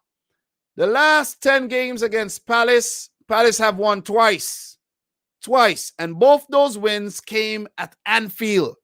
But at Selhurst Park, Liverpool has been making cake. They have been battering Crystal Palace, destroying Crystal Palace. So it's very difficult for anybody in their right minds to predict Palace to win or even get something out the game. It is very hard. It is very and extremely difficult for one to do such a thing. Okay? All right? Roy Hodgson, arguably the worst Liverpool manager of all time, will come up against Jurgen Klopp here. Klopp against Palace, 10 games, 8 wins, 2 losses, the losses that I spoke about before. Against Roy Hodgson, he has never lost in 5 games. And Roy Hodgson against Klopp is the inverse of that record. But against Liverpool, Roy Hodgson managed 3 wins in 15 games, 8 losses, and 4 draws. But Crystal Palace right now could be a problem. There could be a problem. I'm not going to predict Liverpool to lose this game at all. I'm not. But before I let you guys know my prediction, 22 matches between them, 5 wins for Palace, 14 for Liverpool, 3 draws. At Selhurst Park, Palace have managed only 2 wins, 2 draws, 7 losses in 11 games. Palace could be a problem, but I would have preferred to see Palace play with Christian Benteke, the former Liverpool striker, in their team. They have Nathaniel Klein, a former Liverpool right back too. But I would have preferred, I don't know if Klein would be fit for this game, but I would have preferred them playing with Benteke up top instead of a Jordan Ayew up top. Seriously. What happened to Michy Batshuayi? Where is he? Is he at Crystal Palace? What happened to Batshuayi? You know what I'm saying? Whatever happened to him? Is he injured or is he not getting picked? What's going on? I haven't heard anything about this guy in ages. Ages. You know, but look. It's going to be a tough game for Palace, guys. It's going to be a tough one. But if Palace are able to get Zaha ticking, Eberechi Eze ticking, if they start guys like Townsend, they could pose a threat here. But I don't think Jordan Ayew against Liverpool here could, you know, it's not a good one. Vicente Guaita in goal has been very good, but it's going to be very, very immensely tough. Immensely tough for him in this game. It is going to be tough. Mamadou Sakho, former Liverpool player, I don't know if he will be fit enough for this game as well.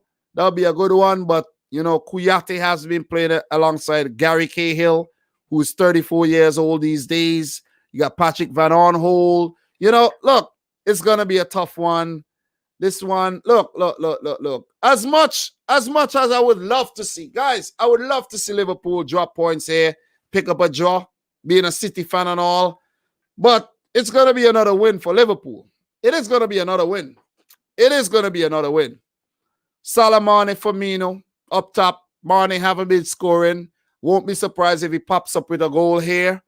Won't be surprised at all. And look, man. Ademola, look, man. I see nothing but a win. Curtis Jones may get another start. Who knows? Who knows what Klopp's going to do? But who knows, man? Maybe Joel Matip will be back in defense alongside Fabinho, Robertson, Trent Alexander-Arnold, Alisson Becker, Henderson. They beat Spurs. It's hard to see. You know, they beat Spurs. Palace drew against Spurs. It's hard to see Crystal Palace beating Liverpool in this one, guys. It's really difficult. Even though Liverpool picked up these draws on the road against Fulham and Brighton. That's the other thing. You know, let's not forget that. And against Midtjylland, Liverpool have not been traveling well. But I think this is the game they're going to bounce back in. And I'm going to give a favorable prediction for Liverpool this time around and say they beat Palace comfortably by 3-0. 3-0. Alisson would have a few saves to make, but he would actually come to the fore and he would pull off some good saves. And they would easily brush past a Crystal Palace. Easily. So that's my prediction. Liverpool would stay on top of the table. They'll go up to 31 points. The Liverpool fans will be happy. They will be talking. They will be buzzing on the internet. And they would be crying words like back to back and you never walk alone. They won't be crying about VAR this time around. Maybe, who knows? You know what? Yeah, Liverpool will still be crying about VAR despite winning the game. All right? So look, what's your prediction for this one? We have Kaylee is saying 3-1 win for Mane, Salah, and Jones to score. We have, what else we got here? Demo is saying Liverpool's away form is horrendous. That is true. Mike is saying 2-1 to Liverpool. Dupe saying, damn, Liverpool only won one away game. Well, this is going to be another one. This is going to be another one. I'm making the call right now. I'm not going to be that guy who people are going to come and say, you commented and you said that Liverpool are going to lose or draw. Look here. Look here. You look stupid now. No. Nah. Tottenham, City, all these teams let me down when I thought they were actually going to do something against freaking Liverpool. You think Crystal Palace are going to do something? Nah. Suprit, Raj Garia, he said 4-0 to Liverpool. 4-0. Look, I won't be surprised. I won't be surprised at all. Seriously. I won't be surprised. So, guys, that'll be it for the EPL predictions, okay? But before I go, I want to actually give my predictions for the quarterfinals of the English Football League Cup called the Carabao Cup, or now I think it's called the Papa John's Cup, if I'm not mistaken. I think it's called the Pizza Cup. I would like to give my prediction for the Pizza Cup, guys. This will be my predictions for the upcoming Pizza Cup fixtures next Tuesday and Wednesday. Okay? So we have Brentford hosting Newcastle.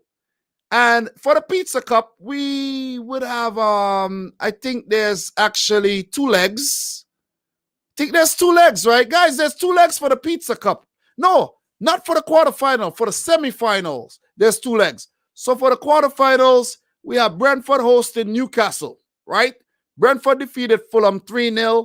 And for Newcastle, they defeated Newport County 5-4 on penalties. Brentford versus Newcastle. We know what Newcastle are doing in the Premier League right now. Average stuff at most. And for Brentford, right now in the championship, what are Brentford up to? I haven't been keeping track on Brentford, but let's get Brentford and see how they're actually doing in the championship right about now. Brentford is 6th. They have 8 wins, 8 draws, and 3 losses, despite losing Ollie Watkins and Said Benrahma. These guys are doing well. And Brentford, you got to watch yourselves here. And the fact that Newcastle United have a weekend fixture and they have a next game again on the next weekend, same for Brentford. But Brentford, I think, will come full strength. I think this weekend here, Brentford are going to rest players. And prepare for the game against Newcastle. They play Reading tomorrow. I think they're going to rest key players, and manage their game properly for the match on Tuesday. They do still have a couple days rest. But I honestly think here, guys, that Brentford will get the better of a struggling Newcastle team who are dealing with the whole COVID-19 thing and all. They're on the road and all. I think it's gonna be a win for Brentford here, and I'm leaning towards Brentford here. I'm definitely leaning towards Brentford. But before I want to give you guys some more insight, just for information purposes here. These teams have met once before in this cup, and Newcastle won it. But this is a cup. Anything could happen in this cup, guys. Anything could happen in the cup. And shout outs to Thomas Frank, the manager of Brentford. Thomas Frank coming up against Steve Bruce here. And this would be the second meeting. The first one he lost. He has never played against Newcastle. Never managed a game against Newcastle. While for Steve Bruce, he has 7 games, 3 wins, 2 draws, and 2 losses against Brentford. Guys, this is going to be a problem for Newcastle. Remember, I told you that. So I'm going to go for Brentford to win this game. My scoreline, it's going to be a 2-1 win for Brentford. 2-1 win. And we are going to move on to the next EFL Cup fixture. Guys, if you're in here and you're watching right now and you're a Liverpool fan, I'm sorry to let you know Liverpool are no longer in the EFL Cup. So, sorry about that. They lost on penalties to Arsenal in the last round. Well, in the last round they did, yeah. So, the next game, Everton versus Manchester United. This is a big one. Both teams have big games this weekend. Everton play Arsenal, United play Leeds, and they will definitely rotate for this game. And it's a matter of whose backup brigade will be better. Will they rotate? Maybe, maybe not. They have to rotate somebody. Somebody got to, about 4 to 5 players will rotate. It's gonna be a matter of who wants this the most. Carlo Ancelotti, he got a chance to win a cup. Ole Gunnar Solskjaer, he has a chance to win a cup. Oh, man. The EFL Cup all-time results. They only met once, which is weird. United won that game. That is weird. That is very weird. I thought they would have met each other more than once. I thought they would have. But, Everton United here. Last 10 meetings. It will be at Goodison Park, so that's a good thing for Everton. They have only won against United on one occasion. This one, I see a United win written all over this one, because I have a feeling that United are going to play a stronger 11 than Everton. And Everton, with their injury woes and all, they have to rotate some guys. And I think United are going to get the better of them. If Everton win, I won't mind that too, being that I'm a City fan. But to be objective and not to be so biased, I'm going to say a Man United win here to move on to the semi-final where they would join Brentford, according to me. The next one, Stoke City. Stoke, yes. Stoke. Oh, before I move on, guys, Man United did defeat Brighton 3-0 and Everton did defeat West Ham 4-1. But back to Stoke versus Tottenham Hotspur. Stoke. They defeated Aston Villa 1-0 and Tottenham defeated Chelsea 5-4 on penalties. 5-4. I could remember that penalty shootout. Definitely do. Look here. Stoke versus Tottenham Hotspur. This one is not. Is it an easy one? Is it easy? Is it hard? Mourinho. I think Mourinho is going to win something this season. Whether the Premier League, I know people are going to be like, whoa, take it easy there. Not the Premier League. But he could win the Europa League, the FA Cup, or the EFL Cup. And coming up against Stoke City here, I think they have a very, very, very kind draw. Very, very kind draw, in my opinion. It will be at Stoke Stadium, the 365 Stadium. And, one time they met in the EFL Cup, Stoke won that one. But the last 5 meetings between these two teams, which all came in the Premier League, it was Spurs wins. Stoke won twice in 2014 and 2015 and picked up a draw in 2015 too. But overall, it has been Tottenham, and more Tottenham Hotspur. For Stoke City, man, who still plays for Stoke? Who plays for Stoke right now? Angus Gunn is in goal. Up top, they got guys like Stephen Fletcher, Lee Gregory, Sam Vokes, Tyrese Campbell. Who else they got that is recognizable? Jordan Cousins, Joe Allen is still there, Sam Klukas, John Obi Mikel, former Mourinho player. Who else they got here? Ryan Shawcross, James Chester, some of the names I recognize. Kevin Vimmer, former Tottenham player, but he's not going to be involved. Look, Andy Lonergan. Look, man, he won't keep. This has Tottenham written all over it, guys. Tottenham. Tottenham Hotspur. Tottenham Hotspur will win this game and move on to the next round, the semi-final. Stoke, you're dead. I know you will be stoked if you win this one, but you ain't winning it. I'm going to go for Tottenham Hotspur, guys. And the last one, guys, oh, man, you know it. It's City versus Arsenal at the Emirates Stadium. The Emirates, not the Etihad. The Emirates. I know two stadiums named after airline companies, but it's going to be at the Emirates where Arsenal have been very, very bad. Very, very horrible. Very, very horrible. But one thing they got going for them is last season, they defeated us in the FA Cup, man. They defeated us in the FA Cup, and, you know, that's one thing they have working in their favor. It seems that Mikel Arteta knows how to beat Pep, but in the one meeting so far this season, City have definitely got the better of Arsenal. Definitely. The last 10 games, Man City versus Arsenal in all competitions, that semi-final FA Cup win and another semi-final FA Cup win back in 2017 was the only time Arsenal have beaten Man City. So in the cups,